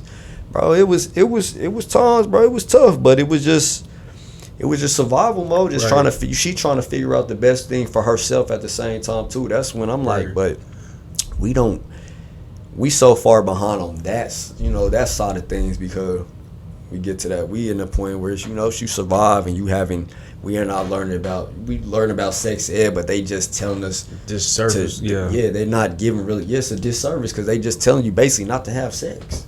Like, no, and it's gonna happen. Exactly. So it's just like we gotta educate people. Like, hey, these like at high school, that's like prime time. Exactly. Like hormones are at the highest. Like they need to be also teaching that. Like, man, like this is what you do. Yeah. So then you can be safe. And because it's gonna happen. High schools don't give out condoms and shit, bro.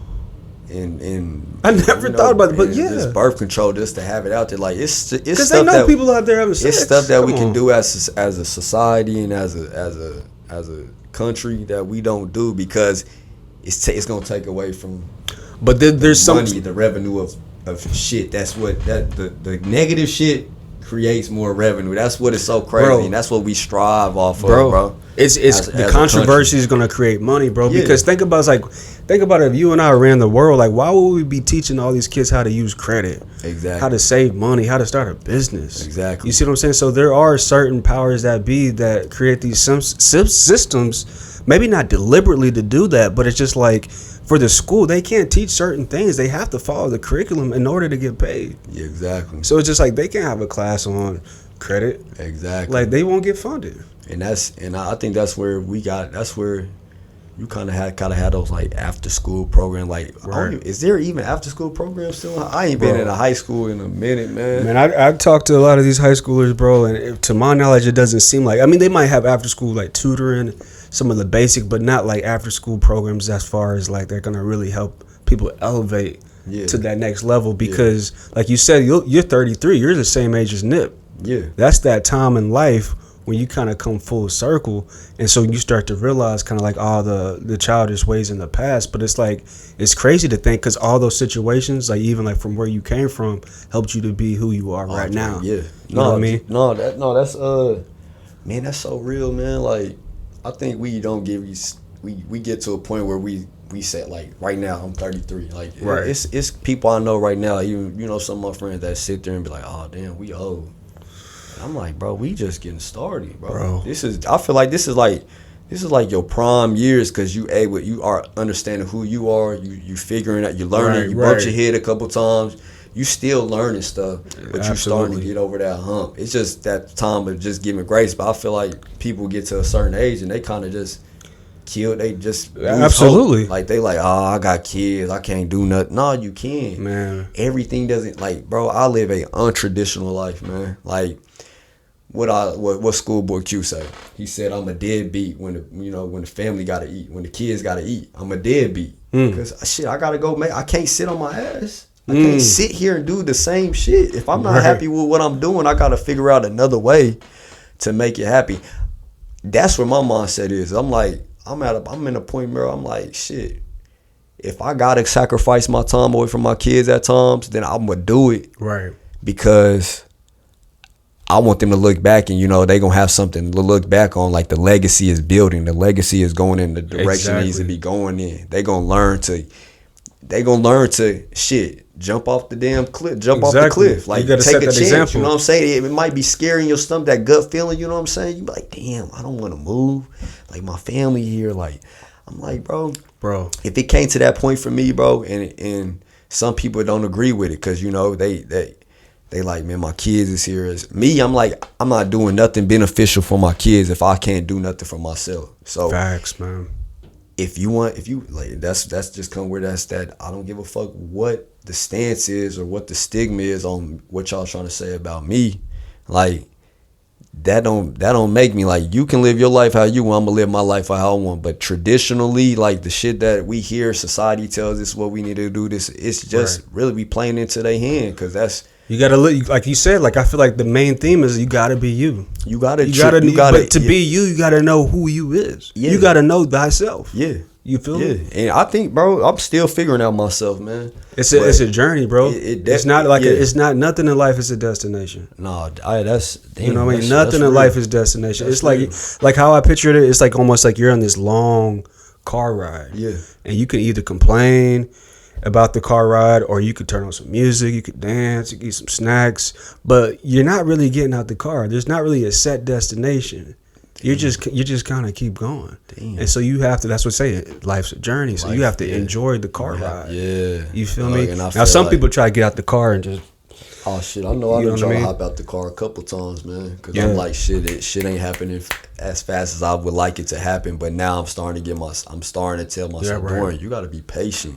Man, you gotta take your baby steps. You gotta take your little wins, just like they your big wins. Like I think we just I'm so used to like just getting in that, having that feeling of, I lost a little bit of myself. I had a little doubt in myself at one point in time, man, trying to figure out who I was, because I felt like I lost a little bit of who I was, man. Like just just the confidence, just the ambition, just the drive. When shit just didn't go the way I thought it was gonna go, I literally start playing victim and shit, like just giving into just the, you know, just the negative shit. Like, damn, I'm a loser now. No, you ain't a loser, bro, because it's people, and that's what we as men, like, for real, like, this is like just even, you know, just human beings in general, but men, we got to give ourselves grace, man. We got to understand that you're gonna take L's, man. Bro. You know what I'm saying? But you have to bounce back. Like, I'm so working on like being more optimistic and positive. Like, that's how I always been. Like, I know like something good is gonna come out of it.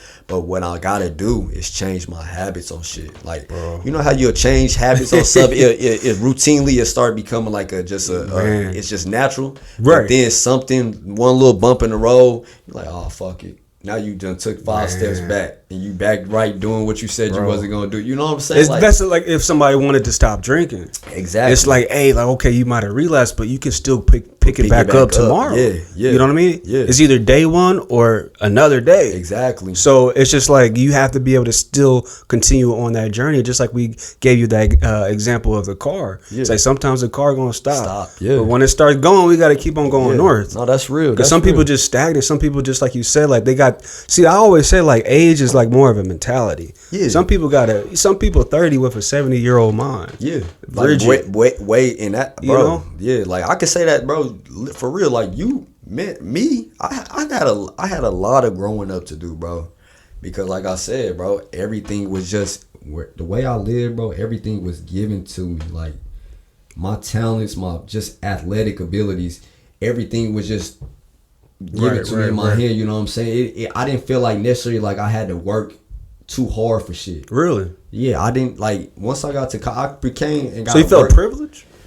In a way, bro. Like playing sports and being like, you know, that guy, or you know, that guy in high school and shit like that. Right. Or just having that persona of you, like, oh, he plays D1 ball, or he's doing this, all this. Like, I feel like you get the easy way out. Like, it was times, man, like even when I think of Little League, like, I come to practice. Like, my mom would make me late to practice, but I was supposed to run because I'm late. But sometimes they didn't make me run, and you know, it was times where I'm thinking, like, my mom used to be like, you know, she used to get pissed because she like, it's not his fault, it's her fault. But that's accountability. Like, you guys still hold him accountable. What are you teaching me? You know what I'm saying? Like, you're not teaching, but it's shit like that. Like, even in high school, like, bro, motherfuckers was just trying to make sure that I was passing classes just so I can play. You know what I'm saying? Really? So there are certain teachers that's enabling that. Yeah, like, bro, like, crazy. They would just get on your ass. Like, if they know you not passing the class and you can't play Friday, they would go talk to this teacher. You need to figure out how you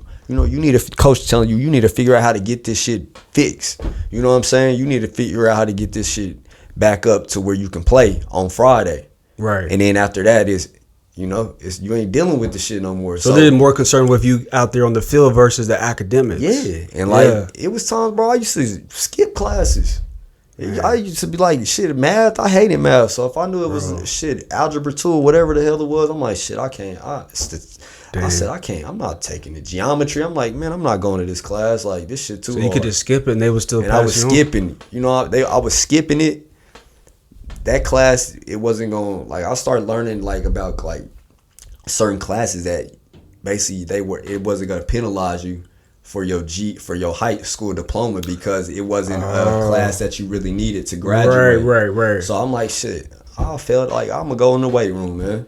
You know what I'm saying? Like, ain't nobody saying nothing to me. They just like, shit, they just laying aside. The only thing I can say is Coach Arrow. I feel like Coach Arrow and them used to be on my ass more. You know? Man, Coach Arrow didn't let nothing slide. Coach Arrow and Coach Chadwick, like, they used to be on my ass. They used to hold me accountable. But, bro, like, it's certain shit that I just felt like just having that attention or that title, right? You know, that, yeah. So almost like the title was like, I felt like it was a little bit of privilege. Like, you got away with certain shit just because at the time being, you ain't looking at it like, damn, like, this shit ain't good for me. Or even like, bro, even growing up with my grandparents, like, my grandma used to do, like, she didn't work, so she used to clean everything. Are they still with us? Huh? Are they still with us? They both passed away. They both. Was it around the same time? Because I think. Yeah, my grandma passed away first, actually. Dang, man. And because I think I remember seeing you made like a post or something. I'm just now realizing. Yeah. Yep. And then my grandpa ended up passing. My grandpa passed away.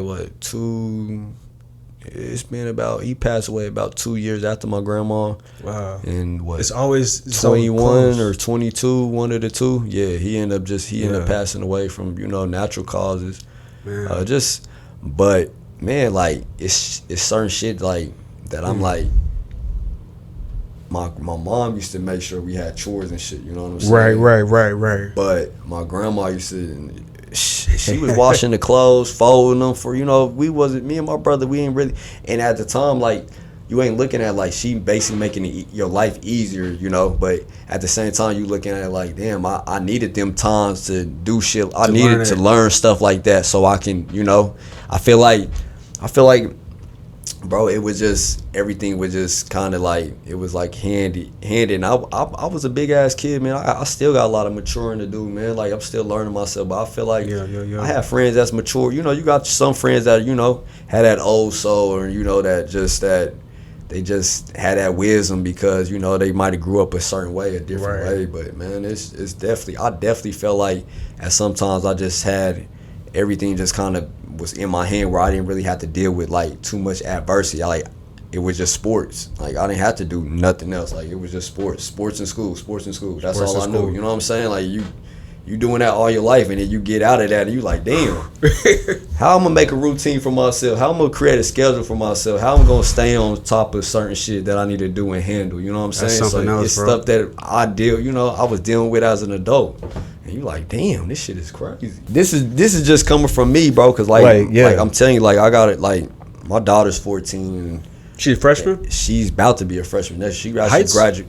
I don't know where she. I think she gonna stay on. She go to Christian McCullough right now. Oh yeah, CMA, yeah. So I don't know what she want to do. I know her friends gonna go to Southeast or looking at Northeast or cause Northeast got a new school too. They got a new building. It's nice too, man.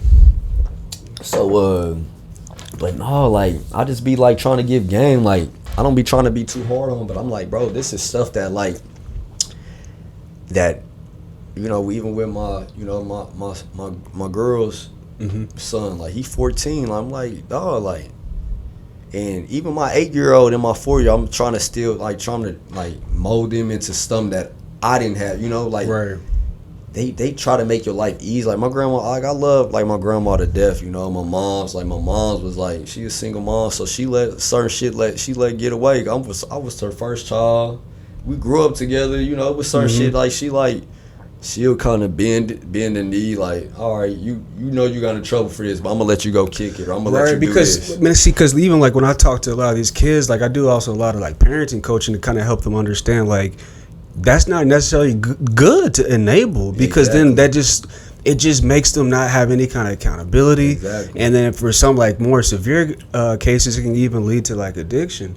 You know what I mean? Because you always are just like dependent on something. You feel me? And so there's like in psychology, there's like these 4 different styles of parenting. Mm-hmm. So like that one kind of goes more on the permissive side, which is just kind of very just like low expectations a little bit, and they're gonna tie the shoe for you. Yeah. You feel me? Because they don't want you to get hurt. Yeah. But sometimes we need to bump our head. That's when we actually learn, So it's like you want to protect your kid, but at the same time, you got to let them bump their head, bro, because that's how you learn. Because look at everything that and now came from you learning from bumping your head, bro. Yeah, exactly. And then like wisdom of other people shit. Too. That's real shit. You feel me? That's definitely real. But I remember, I think there's a verse in the Bible that says something about like a fool learns from his own mistakes, and a wise man learns from the mistakes of others. Yeah. You feel me? So then it's just kind of like, it's actually foolish just to like say, oh, I got this, I can do it all on my own.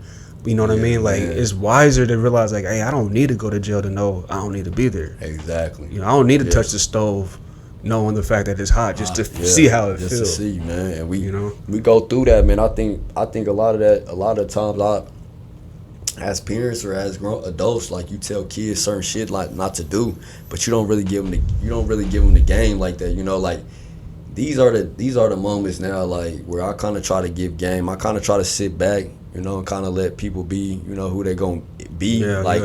Not forcing anything. Like, I know people throw sports on people and shit like that. Yeah, there's a lot of parents that do. And I'm like, bro, come playing sports. I'm like, it's certain things that a person that has a passion to play sports is gonna do. Like, they're gonna ask to go to the WAD. They're gonna ask to go, can we do this? Or they're gonna speak up and want to do certain things. You know what I'm saying? I feel like that you gotta kind of let it play out for what it is, and you know, like, and that's kind of what, you know, I deal with that with some of my kids. I'm like, you don't really want to do this. Like, that ain't really what you passionate about. Like, you say you want to do it, but your actions ain't showing that. Like, you got a whole basketball goal outside. You barely go out there and shoot. I'm like, shit, I used to be out there all day. You got to go realer. I'm like, I wish I had a go realer. Bro. You know what I'm saying? Like, and I think it's just, man, it's harder for kids now too, man. Like, we was coming up in where technology was starting to take off. Like, we came in a good ass. I feel like we had our generation. It was a good blend, right? Like that 90s, you was kind of turning, the Y2K, the computers was starting to, everything was kind of turning up, man. We had best of both worlds, I feel like. Bro, I really feel like we did, because we just had like stuff like MySpace. Like, MySpace actually gave you your space, I would say. You know what I mean? Yeah. And it was just like, you just had to worry about the top 8. That was really the only drama, was the top 8. You know, like, there, man, making sure your music and your background. Right, man. I knew like HTML coding to try to get the little graphics with the Jordans or whatever it is. Crazy how we was learning that off of MySpace, bro, and didn't even notice that. That's we crazy. We were coders. Like, that's what I would like. Me and Aaron was talking. Aaron was talking about that one time. He like, bro, we was literally doing like websites, doing all of that shit. I'm like, damn. Damn, you ain't lying, bro. I'm like, damn, I don't even know how the hell I was doing that. And then now I be trying to like learn graphic designing and trying to learn how to sew and shit like that, because like that's what I'm into. But I'm like, that shit is like, bro, it's crazy, bro. Like, it's crazy, bro, because I remember when Facebook came out, right, when the people started using that, it was like, man, like, where's the creativity at? Because like, you already know, like, us, like, as artists, like, MySpace was great because you could put the tracks on the songs. Other people could share the tracks on there. So MySpace was perfect for like trying to throw out the first jam. Who got this the new hit. I'm gonna make sure I got on my page first. Because I remember there was this girl I had a crush on. She played one of the tracks me and Bryce had on her page. For real? I was like, dang.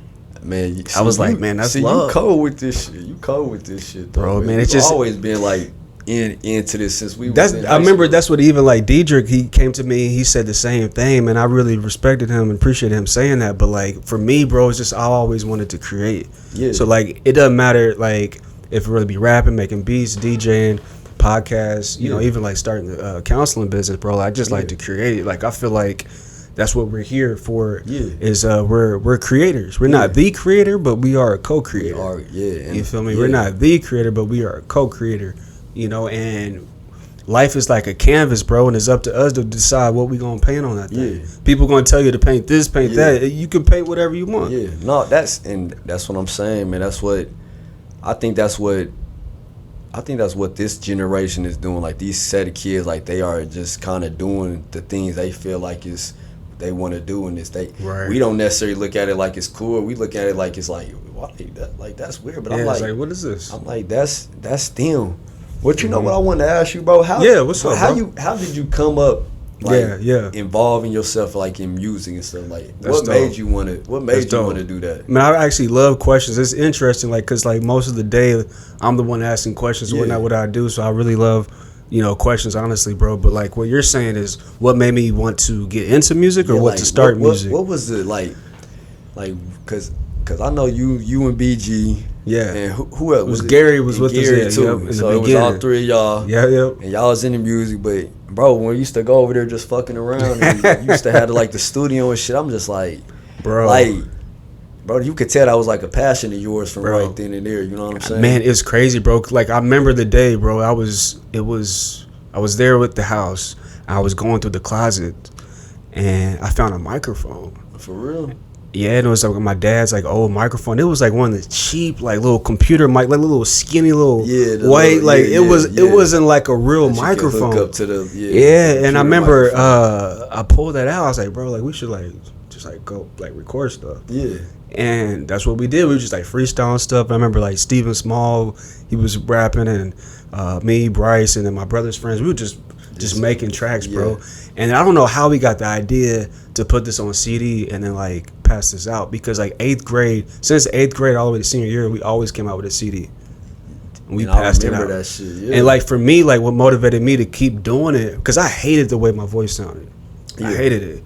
And it's crazy because I knew like I would be using my voice for a living.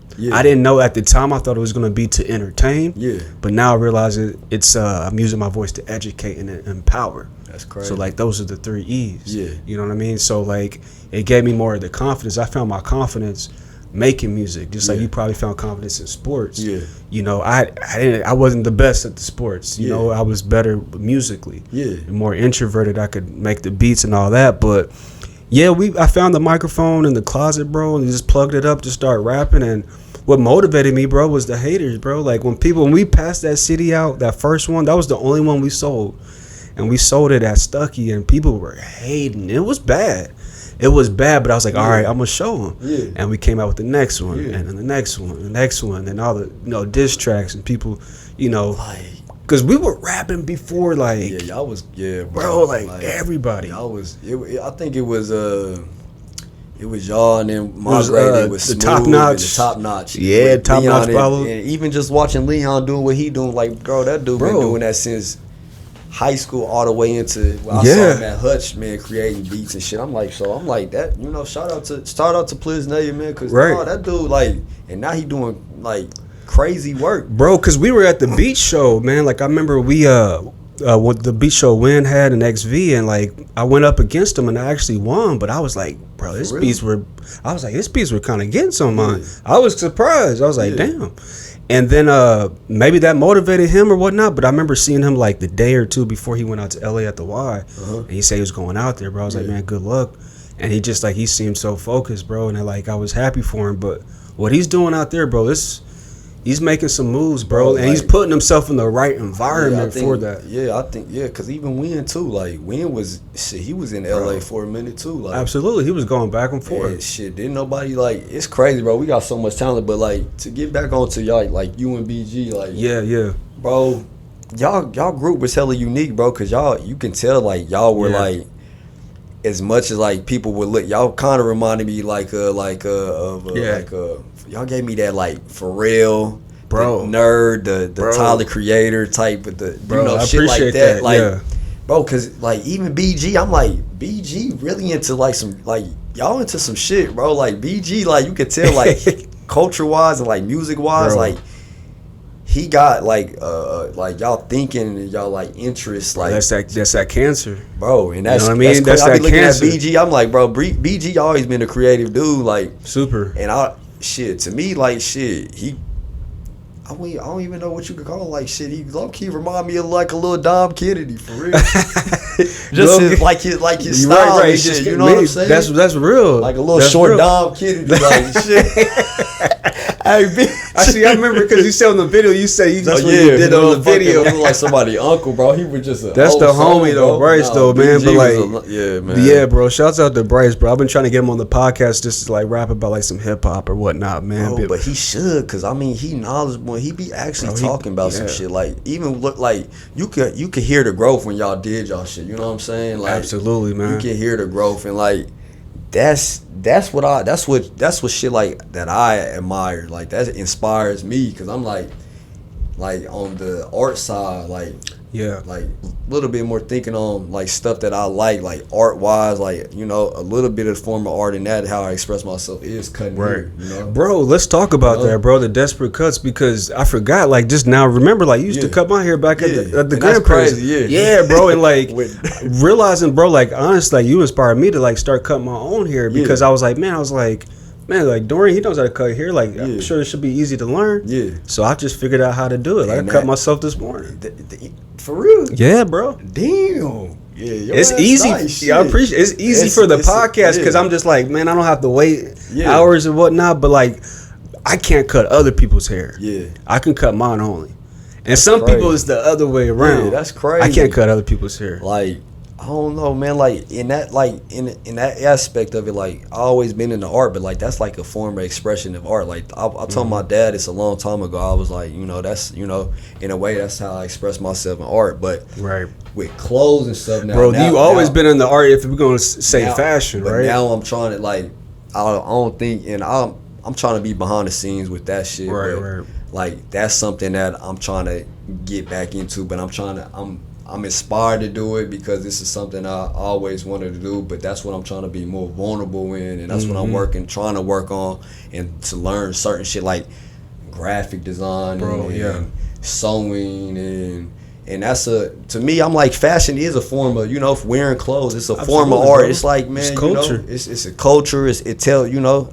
I think putting on clothes, or even when you get ready for the day, like it just tells a story, that's how I look at it. Like when I put on a fit, like my shit gonna tell the story. Like it's gonna go all together. Like it's gonna go all together. Yeah, exactly. Remember when everybody had like those double layer socks? Man, y'all still be doing the double? I remember you and DJ had like 5. Like, yeah, bro. I used to wear like 2-3 pair of socks for I don't even know what the fuck I was doing. Like, because see, like, where did that style come from? Because I thought it was just like a basketball, just like so you don't like jam up your toes, right? It was more like you want to wear 2 pairs of socks for 2 pair of socks to basically have keep your ankles stable and shit like that. But it just, to me, like as an athlete, I'm like it felt right after wearing doing it. But then I got to the point where I'm buying, I'm still going off of the toe marker rule, getting my shoe size, like I get to the point where I'm at my age, I'm like, man, I'm about to go a size down just so I ain't gotta, wear no 2 damn socks. Like, I'm gonna let my shit be a little bit more like where my shit is fitting my feet, where I could just throw my shoes on, or whatever, they crease, but my shit is, my toe right there where I'm like, shit, it's just gonna sit right there where it's at. It is what it is. But nah, like, yeah, bro, I think that was just a feeling that I had just playing for sports. Like, I needed double stops. I just liked it that. Bro, yeah, I remember y'all had that feeling. I remember one time I feel like, man, it was like 5 pairs of socks Diedrich had on one time. I was like, man, like how many socks y'all got? Bro. Yeah, on everything. But the Ed Hardy though, that's what was heavy back then. The highest, like I remember the Ed Hardy with the cargo shorts, the Abercrombie, bro. And then it got to Ralph Lauren, and I remember the polos, I remember the shit. Gabe, he came from Atlanta. Remember Gabe? Davis? Did he pass away? Yeah, he did. R.I.P. Gabe, but he came from Atlanta. Yep, bro. That was like Kanye. He was our Kanye, bro. I swear to God, he was talking about caviar.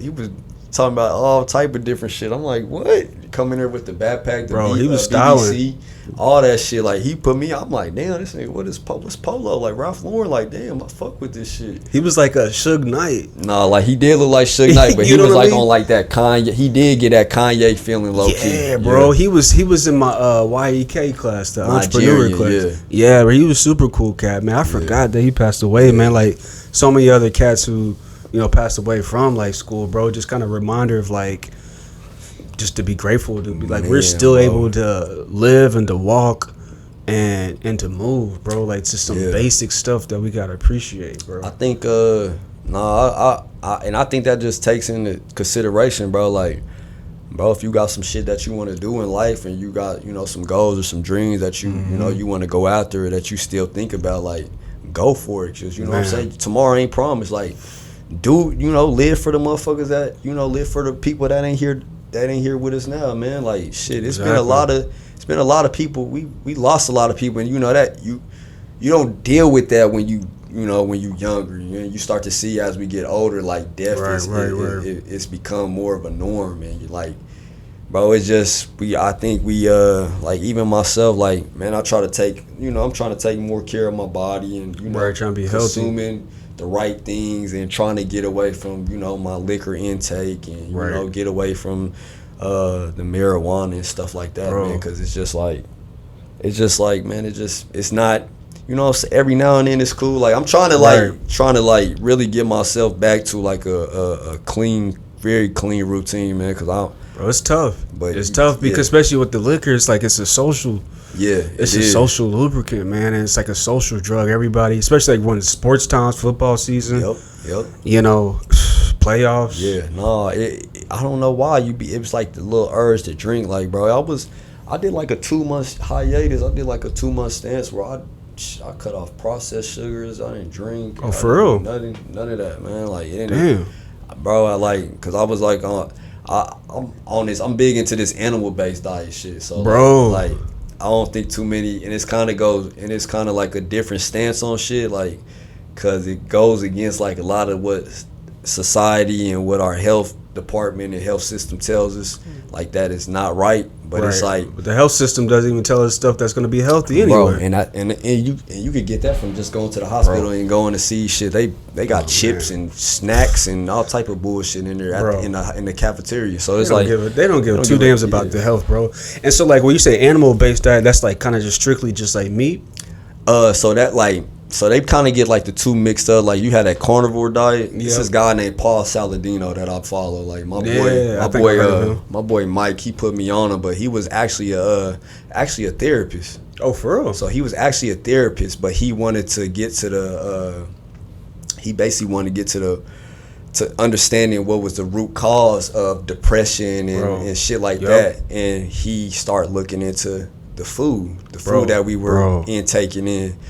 So he's big on like, so man, I like a lot of times like, and it could be a little bit more expensive at times, but you don't have to go that route. You can still make it, you know. Exactly, bro. You know, you can make it where you can basically, it can stay within your budget, man. Absolutely, like, but it deals with like a lot of lean ground. Like, look, this is the biggest thing is he eats a lot of red meat. But everybody's against it. It's grass fed. He's big on fruit. He does fruit. He does raw dairy, cow milk or goat milk. Okay.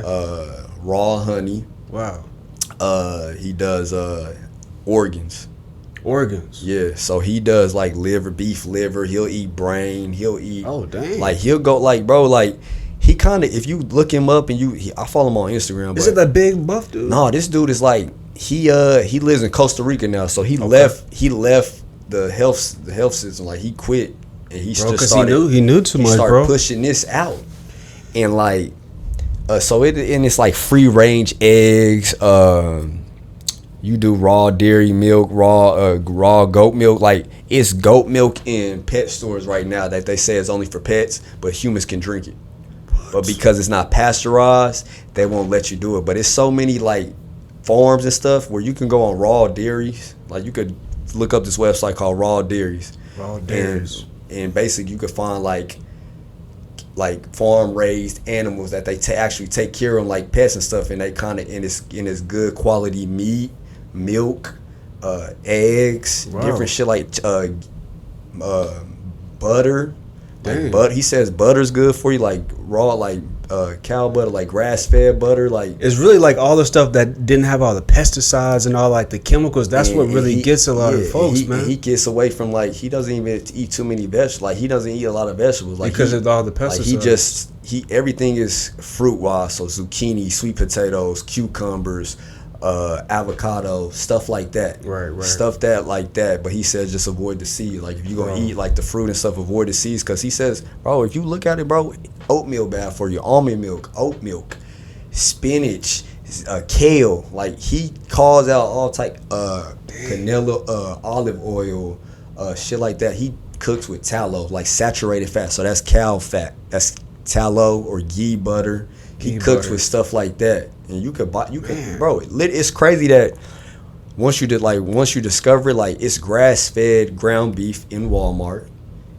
You can do he stays away from like a lot of mercury fish and stuff like that. Like he eats. It's a lot of mental effort because I know like I was doing the vegetarian thing for 4 years, and then I just came off of it last summer. And the idea with that was strictly to challenge myself, just to discipline. You know what I mean? Like how you said, competitive. Like I had that in me. I was like, man, let me see what I can do. You know what I mean? And so like the hard thing about having those strict diets is that you have to constantly, hold yourself accountable. Any situation you're at, birthday party, your coworker give you some food, and they feel some kind of way because you don't eat it. Hell yeah! But that's when you gotta really know who you are, because it really helped me to set boundaries. Because I'm like, man, like I can't go out with y'all Buffalo Wild Wings. Yeah, because you know don't. What I mean? Yeah, you want to. They put everything in beef grease. Yeah. But then again, it's just like realizing like it don't always have to be just one way. But like that diet sounds really interesting. Like I would even see myself switching just to that, just to try bro, it. just to try, like, and he goes to the extent of, bro, he doesn't even, like, he literally, he'll turn his blue light off on his phone, like, before he go to bed. So He'll have the red, this screen on before he go to bed. He turns off his modem. That sounds like kind of like Brian Johnson. Have you heard that cat? I never heard of him, bro. Because Brian Johnson, he's on that, like, he is like he's like a millionaire, but he's using all of his money to be able to do all these studies he has in his house, like a lot of like lab like equipment and whatnot, so he can live longer. And so like it's so crazy. Like this is white cat, and he pretty much, you probably seen it, like he was taking his son's like blood. They're calling him like a vampire. Like he has like the what did it say, like the heart of an 18-year-old, but he's like 48 or something like that. Oh, this dude is about, I think this dude Paul Sandino was like 50, but yeah, dude, he like surfs and like does like, he do like minimum stuff, but like he's so big into like 100% cotton, like everything that doesn't deal with like that you would get pesticide or it's harming to the body, causes cancer. You know, everything causes cancer now. But yeah, right. He makes it where like he says like vegetarians, if this is what you've been doing all your life, like don't stray away from what you're doing. But yeah, he's like, the animal-based diet is what our ancestors grew up, even tribes and stuff, if you think about it, like, because that's why I was so confused. I'm like, I was an oatmeal dude all my life, like I ate oatmeal and stuff like that and almond milk all the time, but he made me look at it in a different way. He like, shit, you got tribes in Africa and stuff that everybody's so talking about how they just eat like, you know, nuts and berries and stuff like that, but when they catch a you know, a deer or something that's protein wise, they eat everything on there. Everything. And the leader of the tribe, he gets the testosterone, so he gets the nuts. They get the organs. They eat all that organs and stuff is nothing really goes good. To waste. Nothing goes to waste. But I was doing this diet for 2 months. How did you feel? You were doing the animal-based diet for 2 months? Animal-based diet. I kind of keep it like, I kind of still kind of intact, keep it in, like he'll show you how to do it at a gas station, like just buying fruit and like watermelon is Gatorade, the natural Gatorade that you need. You got all the sugar you need. So, and I was big into juicing and stuff. Like I had got a juicer for Father's Day, and man, I was going crazy off of that until it just was. I was like, this shit is getting too expensive, sugar. And it was just. These are the natural sugars you want, though. Like, right, exactly. This is the natural. So he like, you can have as much fruit as you want, but this diet is so easy because it consists of the simplest stuff. Like, bro, I can make a sweet potato, zucchini, white rice, and ground beef bowl. I can eat that, bro. It's about having that knowledge and that health, because it's like water every day. Like Dr. Sebi, or even like there's a new doctor I've been following, Dr. Aris Latom. He's like a Jamaican cat, man. He's like 73 now, bro, climbing like coconut trees. He hasn't had a glass of water in 40 years. He gets all of his water from fruit, watermelon, mango, blueberries, you name it, bro. And like, he just talks so clear. His eyes are just so bright and vibrant. He's like 70-something years old, bro. And he's active, just bending down. Like, he's like a Dr. Sebi, bro, but just like way more chill. And he actually has like, he's actually like a real doctor. No disrespect to Dr. Sebi, but it's just really interesting on the health tip. Like, either it's like all like meat, or it's like the veganism or whatever. It's just like, I look at all of it as discipline. Because whichever one you pick, you're gonna have to say, hey, I'm not gonna eat these donuts. I'm not gonna eat that. You know what I mean? So like, you just have to be disciplined overall, bro. Yeah, you got to be cognizant of what you're doing and the things around you. But bro, it's. My boy, we did it, and shit, he lost weight. He lost like 10 pounds in like 2 weeks. Was it Aaron? No, it's my boy Mike Antosi. He plays flag football with me, so he plays flag, but he kind of got me hip. He kind of got me hip to it, because I was, you know, I always felt like I was, you know, a very clean eating guy. Like, regardless, like I have my times where I love sweets. I eat a burger, but like even in that way, like even in that sense, like with this diet, like. You can go to McDonald's and as long as it's cooked in like tallow or just beef grease, like saturated fats. Because if you think about back in the day when they used to cook in tallow. They used to cook in beef fat, like beef fat. Yeah. Wow. And then they switched over to the Crisco. That's where they start fucking us up at.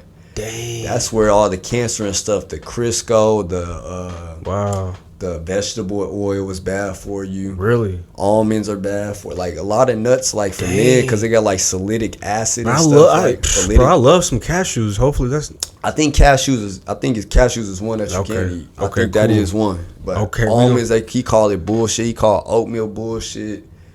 Bro, it's crazy. It's crazy nowadays. Like with all the TikToks and Instagram reels. Sometimes I don't even know what I need to eat because somebody would say like, "Man, you don't need to eat no fruit. That's bad. Can't eat no oatmeal." I'm like, man, what I'm about to? Yeah, he made more sense to me because I was like, he was just looking at it because he was even talking about vegetables. He said vegetables have natural defense chemicals in it because it grows in the ground and it doesn't want to be eaten by animals and shit. So it naturally has defense chemicals in it. Wow. So that's already. And he said, why do you think when you eat vegetables and stuff or certain shit? Even he was saying about oatmeal. He was like, you don't feel like they said oatmeal is supposed to energize you. And like cereal is bad for you, but he said all that stuff does not do nothing. It doesn't no give nutrition, you, like when I think about it, like I'm like, he's like, it's other ways to get, like he'll even like he does his due diligence and studies and he lets you know like you can get the nutrients you need from this or this. Bro, I'm about to check him out. But like, bro, like I was like, bro, it's so easy. Like I used to cook steak and eggs. Like I eat grass, and when you eat like grass-fed food or a cage-free or free-range eggs and stuff, you can notice the difference. Like the yolk in free-range eggs, it's a different color. It's dark as hell. Right. The tenderness and the flavor of a grass-fed, like actual cow that's been taken care of, like that actually gets treated when it's sick, and they don't just squeeze milk out of them and then try to overheat the milk to basically pasteurize so it could just come out or so they could kill all the little bullshit that the sickness that might be in the milk.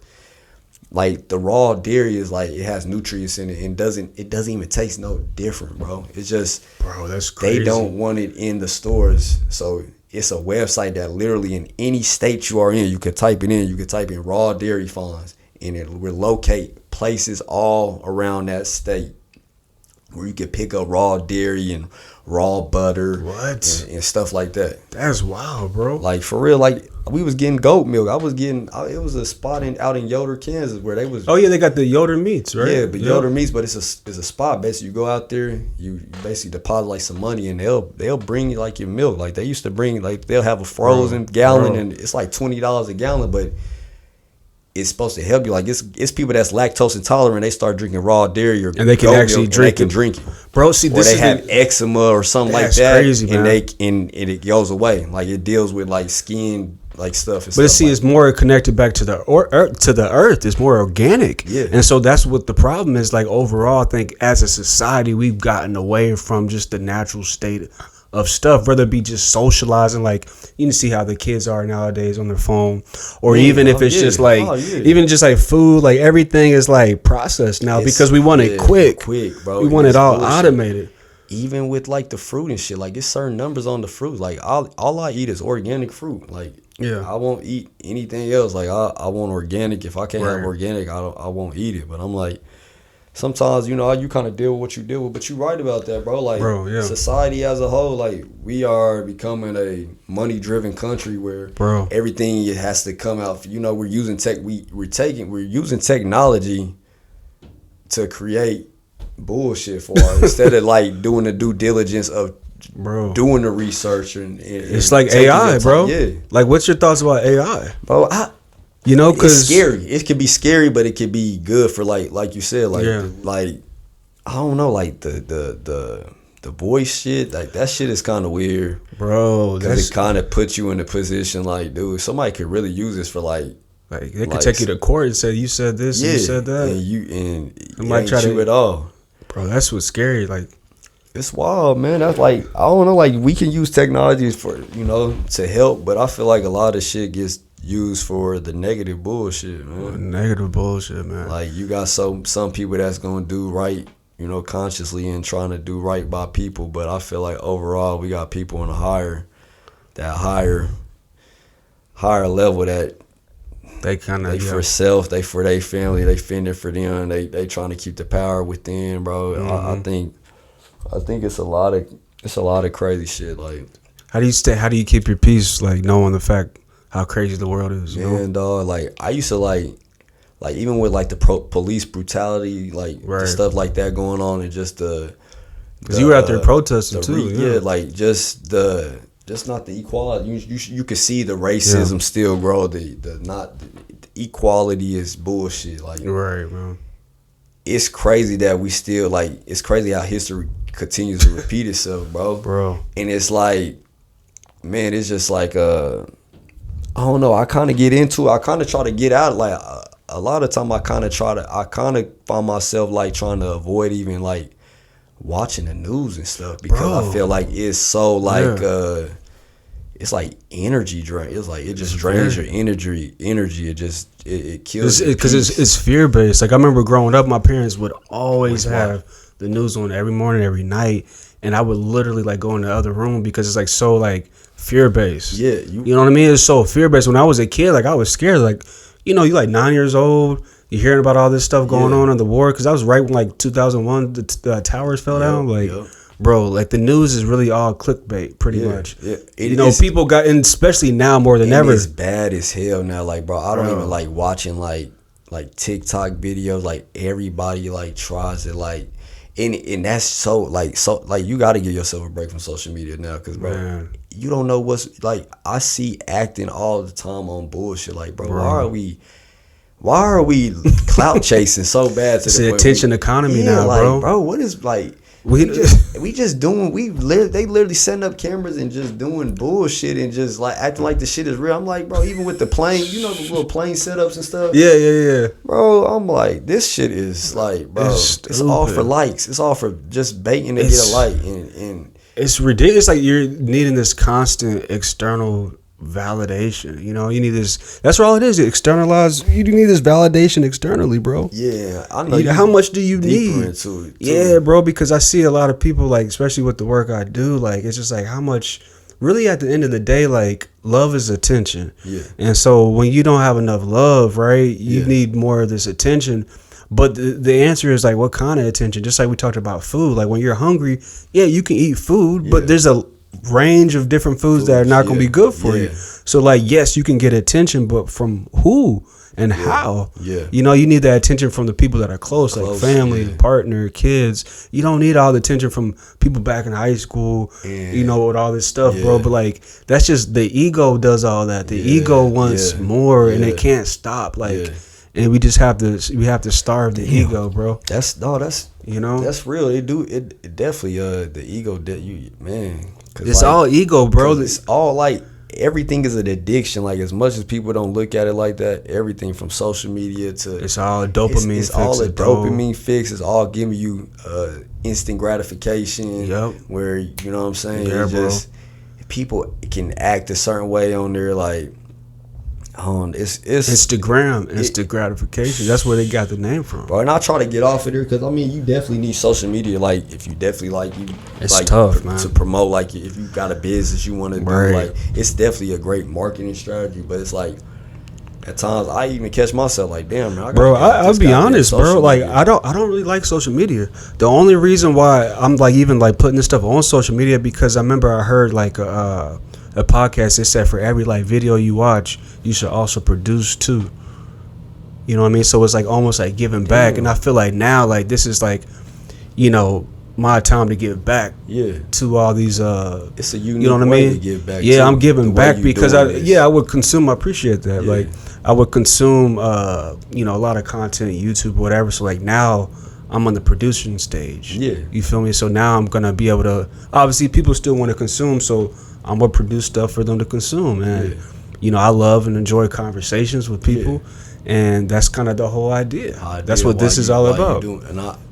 I think that's dope as hell, man. Like, for real, like, cause you definitely using it. You use it. able to feed social media something that's authentic, that's original, that's a little bit, it's peaceful, it's a relief, you know what I'm saying? Just something positive, you know, like, because there's all of like kind of like the dating stuff, like the man versus women, like kind of how. Man, I hate that, bro. Like, what's your thoughts about that? Because there was a time when I was watching a lot of it, bro, and like there's some nuggets here and there, but like, what's your thoughts about all these kind of like man versus women kind of podcasts? Bro, I think it's all a contradiction to me. I'm like, I feel like we need each other. You know what I'm saying? I don't feel like, I feel like it's like the roles are trying to reverse. But like, I was having a conversation with somebody the other day. I'm like, bro, as much as a woman wants to try to be a man, she can't be a man. You know what I'm saying? Like, as much as a man wants to be a woman, he can't naturally feel the same things a real woman feels. Like, women, and I'm not saying like they're just they are definitely more emotionally mature. I feel like some, and I'm not gonna say all women, because I feel like there are men that are absolutely mature emotionally too. They're intelligent, emotionally intelligent, like, because you know they're able to control their emotions. But it's just, I feel like, man, like it's just like everything to me, like with women that I'm seeing is and even men, everything is so money driven, bro. But I feel like it's that back and forth. I don't know. It's so bad in my head, man. It's all the divisive information, bro. It's so everything is divisive now. Like, we are trying to demasculine our men. We are trying to unfeminize our women. And it's just like, it's crazy. We got to get back to, and my thing about it is too, we live in a society now where it's not traditional. Like, everything that we used to think was the norm, or what our grandparents thought was the norm, is not the tradition now. Like, I want my daughter to be whoever the hell she want to be. I want her to go for whatever the hell she want to go for, even if she's a woman. And I feel like a lot of, because man, my sister is gay and she's a woman, but I feel like a lot of men, it's a lot of insecure men out here that are intimidated by women, because society is telling us that we gotta be this. But I'm like, traditionally, I'm like, man, I'm a man, I'm a father, but as a man, I'm not going to hold these stigmas with me. Like, I am who I am. I bring what I bring to the table. I have weaknesses, I have strengths. You know what I'm saying? That's who. I think we too caught up in trying to figure out what a man is supposed to be, and at the end of the day, we are dealing with women trying to tell men what they're supposed to be, and we are dealing with men trying to tell women who they're supposed to be. And it's crazy. It don't make no sense. My thing is, we all are human beings. We are individuals,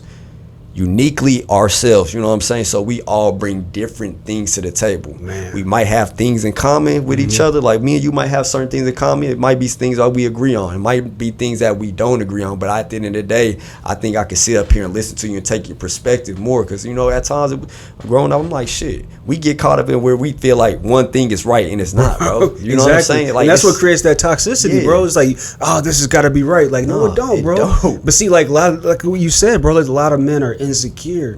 And so, like, if you tell them something like that, or even just to like open up to kind of like share a little bit, like what you've been doing the last hour, bro, it's like, that's not a sign of weakness. That's actually a sign of strength, bro, because it's so difficult. Damn, boy, it's so difficult. Like, just like when I talk to these kids, like, it's really tough, because like, especially like if a kid is at school and like somebody talking about their mama, like, it's really hard to just kind of walk away from that. But really, at the end of the day, man, fighting each other is more of a feminine trait, because you're not able to control yourself emotionally, and it kind of goes back to like not being able to laugh at yourself. Like, why are you making being like so like you like a Terminator, just like, I can't even laugh. That just go with dudes that insecurities, like with dudes that are so homophobic. Like, bro, why are you so concerned about what this man is doing? If he ain't bothering you, or he is not putting you in a position, in a position to make you feel uncomfortable, then you shouldn't feel any type of way. Like I said, man, I think we get to this thing where, like, it just goes back to, it's never one answer. Life it's so many different answers, bro. It goes back to literally do what you believe is right to you, bro. And quit worrying about what he thinks that it is right, because y'all all have different perspectives on different things, and like, you can see, I see stuff that I don't like, man. I get to the point now, bro, where I kind of be like, man, I ain't even gonna give it no attention because it's not the point. I'm trying to grow as a person like that to not be so defensive, man. And I gotta work on myself, man, because I'm not a confrontational guy, and I don't communicate well either. You know what I'm saying? As a man, or just I think you communicate very well, bro. And I think I communicate better when I feel like it's a room like this right here. To me, bro, I feel like I'd be vulnerable because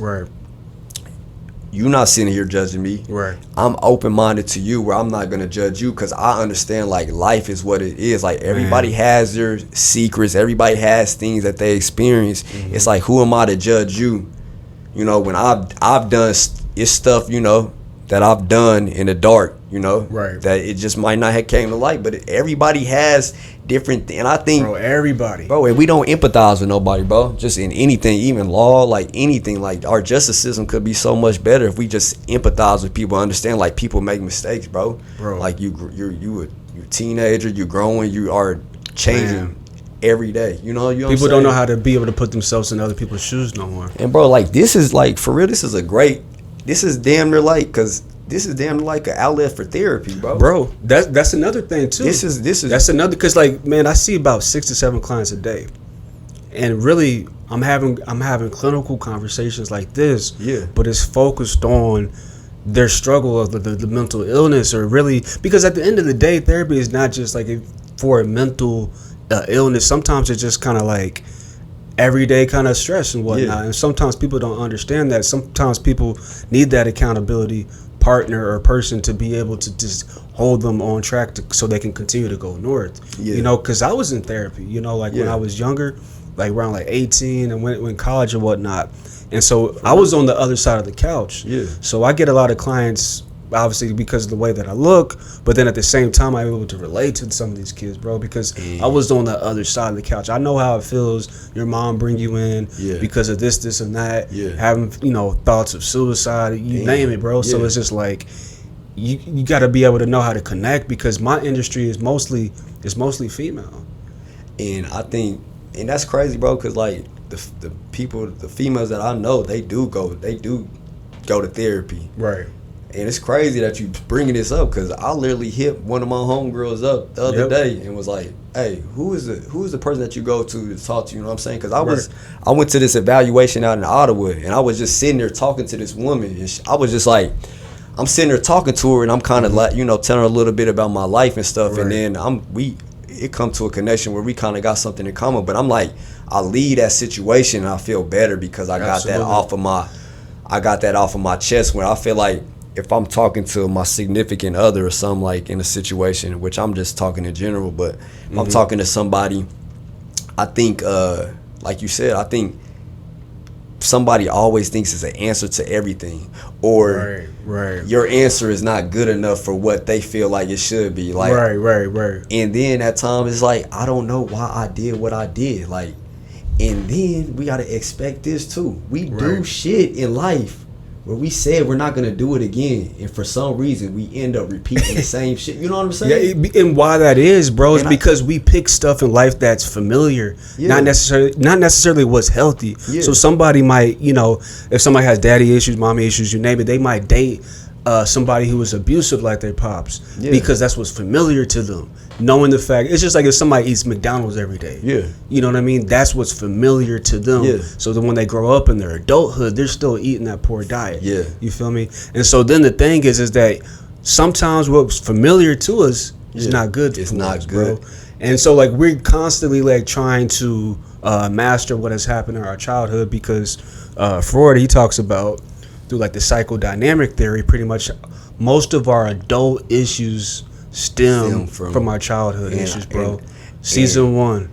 And that, you know what? That's crazy though, because I could say like it was a point in time in my life, bro, where I was just going through like, bro, like it was like stuff that I might have forgot in the back of my head, or I had just thought I moved on from, and for some reason it came back in hindsight to really just like, bro, like I damn near was like, I just was getting bad anxiety, because I'm like, damn, but I was able to talk, you know, with the person I needed to talk to, or we was able to talk, and we it was so crazy, bro. That's why I was like, damn. But it was so much weight taken off our shoulders, bro, from just having a conversation and understanding where each other were coming from. And it was just like, damn, that is crazy. But we don't do enough of that because not enough talking.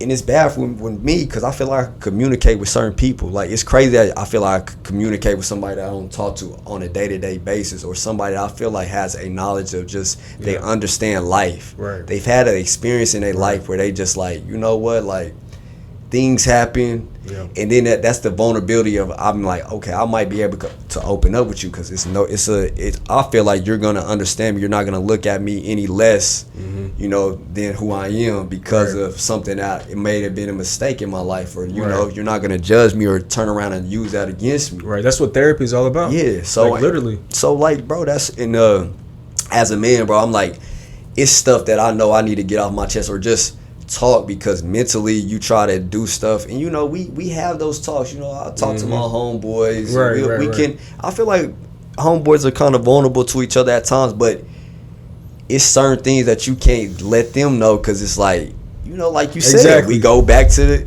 the roasted black culture. We just roasting for dumbass shit. Oh, your girl broke up with you. Like, bro, that really could be deep ending with him. And like, absolutely, as a man, we try to be so goddamn just tough, bro. Even including myself at times, like, try to be poker face, act like you don't give a fuck, bro. Yeah, man, it's just, I think this is definitely a good thing. Just even, you know, you just bringing people on here to talk, bro. Man. Yeah, it's just somewhere they can get a lot of shit off their chest if they want to, bro. Because, you know, I see like for instance, bro, Kanye West, man. Kanye, easy.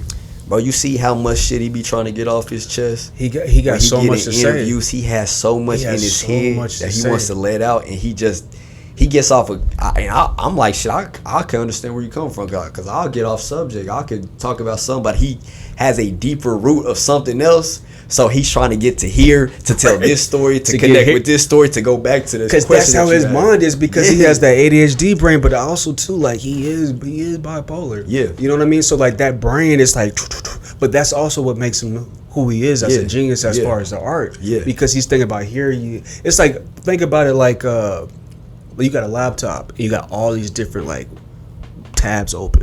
You got Adobe Photoshop open. You got like a music software program open. You got Facebook open. You got like a website paying your energy bill open. You feel me? So it's just like, if you have these big programs opened up, bro, it's gonna slow you down. Damn. And so some people be like, I can't close that, bro, because this is who I am. Yeah. You know, I'm a hustler. Yeah. I can't do that. Like, so it's like, people don't want to change, because really change means sometimes if you want to start something new, that means you have to quit something.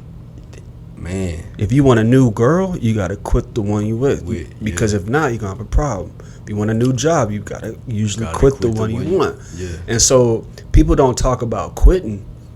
You know, like, hey, you should start this business, do this, do that, but you need to quit some stuff. A change of habits. Like, like a diet. To do something. Yeah.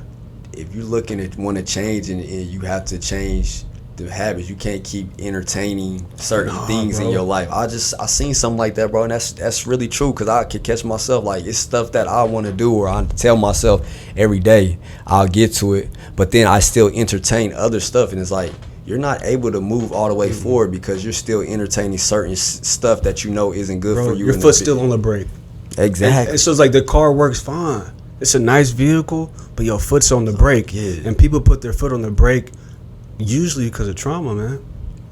That's what gets us stuck, you know. So we got our foot on the brake, like somebody, like, you know, let's say somebody's friend got killed, or somebody's mom, you know, had a heart attack, and they witnessed that at an early age, bro. Trauma is literally the core of all mental illness. You don't, bro. It's crazy, because you don't. I look at a lot of stuff that I even going through life, bro, and I look at it and it's like, damn, you wouldn't think that, but like, even with my grandparents passing away, yeah, bro, rest in peace to them. It's crazy that and I got to I'm to the point where, like, I'm so uncomfortable with going to like funerals now, because I feel like it doesn't do the justice of a person that, you know what I'm saying, like, I know what you mean, you got a person that lived for so long, and you got to rush 20-30 minutes, you know what I'm saying, to basically summarize their life in one day, bro. To just put them underground, and then look, then we going to eat and we doing like, I'm like, that's their whole life. We going bro. And it's crazy how funerals is, bro. Cause that's why I'm like, bro. And you get together and we celebrate, but it's like, why we don't just do this without having some people our black culture, bro. It's some stuff that we do is just crazy that it just don't. It doesn't make. Why any are sense. we not questioning this stuff, bro? Like even just American culture, because I was dating a girl where we like kind of talking, and she was from where Nip is from. You know, she put me on a lot of Nipsey Hussle too. She from her family's from Eritrea. Yeah, over there by Ethiopia and whatnot. And so like what she was telling me, when somebody passes away, they pretty much have like a week-long funeral. But she said it's kind of depressing though, because you gotta like wear black for like the whole week. But it's just like interesting how other cultures like do their funerals, bro. Because as America, bro, we got a lot of first world problems. Yeah, you know what I mean, and we really are like actually like the richest like black people in the world. Yeah, like in America, bro. Like we have a lot to be grateful for. But like I agree 100% with you about funerals, man. Like it should be more of a celebration, and it should be something that's not quick and rushed. You know what I'm saying, right, man? It's like I have to be feeling like I got to get up at a certain time. Right. I feel like it doesn't do justice to me, bro. And then on top of that, you get a preacher in there that might not even be knowing what the hell he talking about. That can't he don't even know who identify who this person was. You know what I'm saying? Like you just there because this is your church. You know what I'm saying? We don't need that, bro. We need somebody who was there, like maybe the person's son, maybe the person's wife, to go up there and speak if they want to. Yeah. You know, or even just like, you know, have like a movie. Yeah. Like, you know, that would be like real dope. Like just have like a movie of like of their life, so you can see them like all their highs and their lows. Like imagine somebody just plays the movie like, wow, this person was an athlete and they were a carpenter, and like it shows like footage. Like I think honestly that's what I would want for like my going away party, man. I call it. It's because a going away party. It is I don't want people just to be like, y'all can be sad, but we gonna turn up. Yeah, no, and I think, man, like, and even from that, man, like, cause I just don't like you said, bro. It's just too quick for me. I'm like, bro, and then it's like we are expected. You don't even get time off for deaths, but bro, you get time off for you know, life, you know, coming in, pregnancies, and which I feel like you should get a lot of time off for that. You know, women and men should get time off during that time to take care and get paid while they are taking time off. Right. And I feel like death should be the same way, because I feel like, bro, after the funeral, literally that next day, it's like we are expected to just, and as a culture and as society, bro, we deal with that shit, and we don't take in consideration like this person is probably traumatized now, but they're not able to show their true feelings on it, or they can't be in a state of just kind of be like in a spot of coping. You cope with it wrong. Like, right. It was a time in a point in my life, man, I know I cope with shit, you know, the wrong way, from if it was liquor or socializing or just wanting to be out all the time, or sex coping, man, with sex, trying to you know, get pleasure to try to get that pain out of you. You know? And it's not working. It's not doing anything. If anything, you just spiritually just passing that shit on. You know? Bro. Yeah, man. That's crazy, man. I really appreciate you coming on to the show, bro. Like, I really appreciate it, bro. Like, because this interview really surprised me, bro. I learned a lot about you.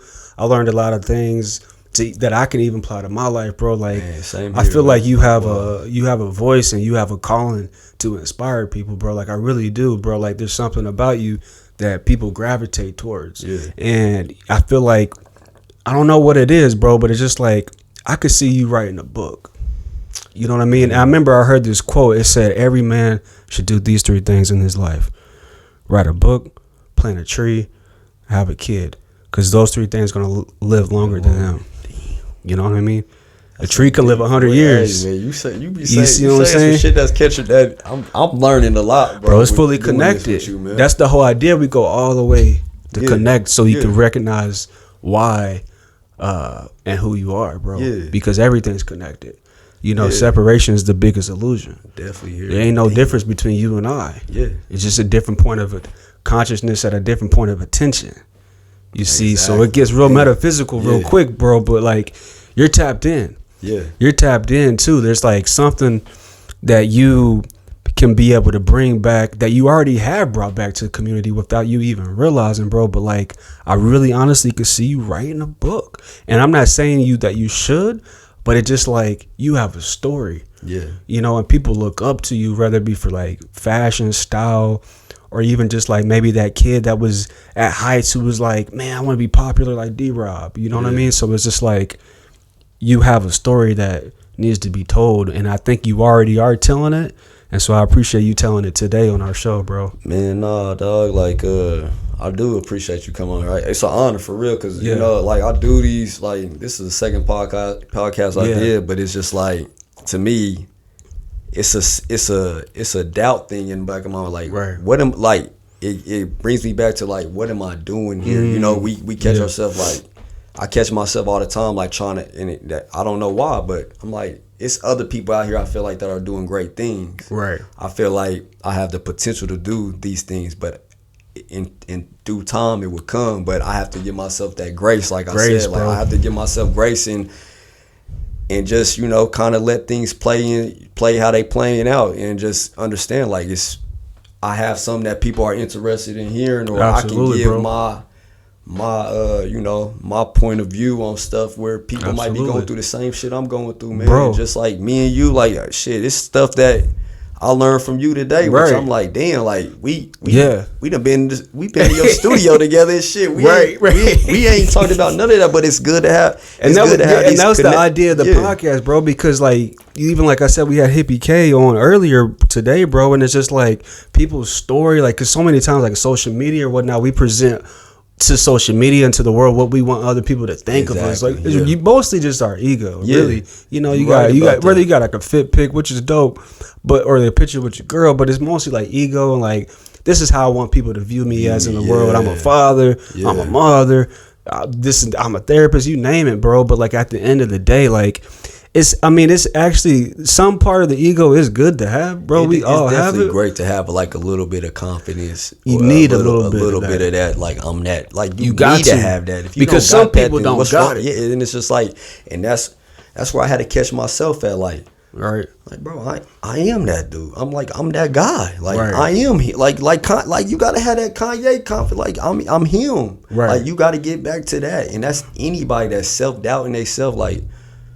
bro, I've been there. I battle that shit every day, you know, because it's just like, life is just it's you deal with ups and downs, bro, and it's just like, so many this stuff like this, bro. It literally just puts in perspective to me, like, the things that I think, the ideas that I have that I want to get out there. It just puts me that motivating me just to get to going quicker, because I know that I just want the world to view me, not necessarily to make money or profit off anything, but I just want to express myself in a passion or a field of love that I have for something where like I said, I just want to be able to, like Nipsey said, bro, when he said that, you take into consideration just inspiring another person, because you don't know what I was going through today, and shit, this probably changed my life, man. Like, I could have been thinking about killing myself 2 hours ago, and I came in here and, like, I'm like, shit, I got a reason to live. So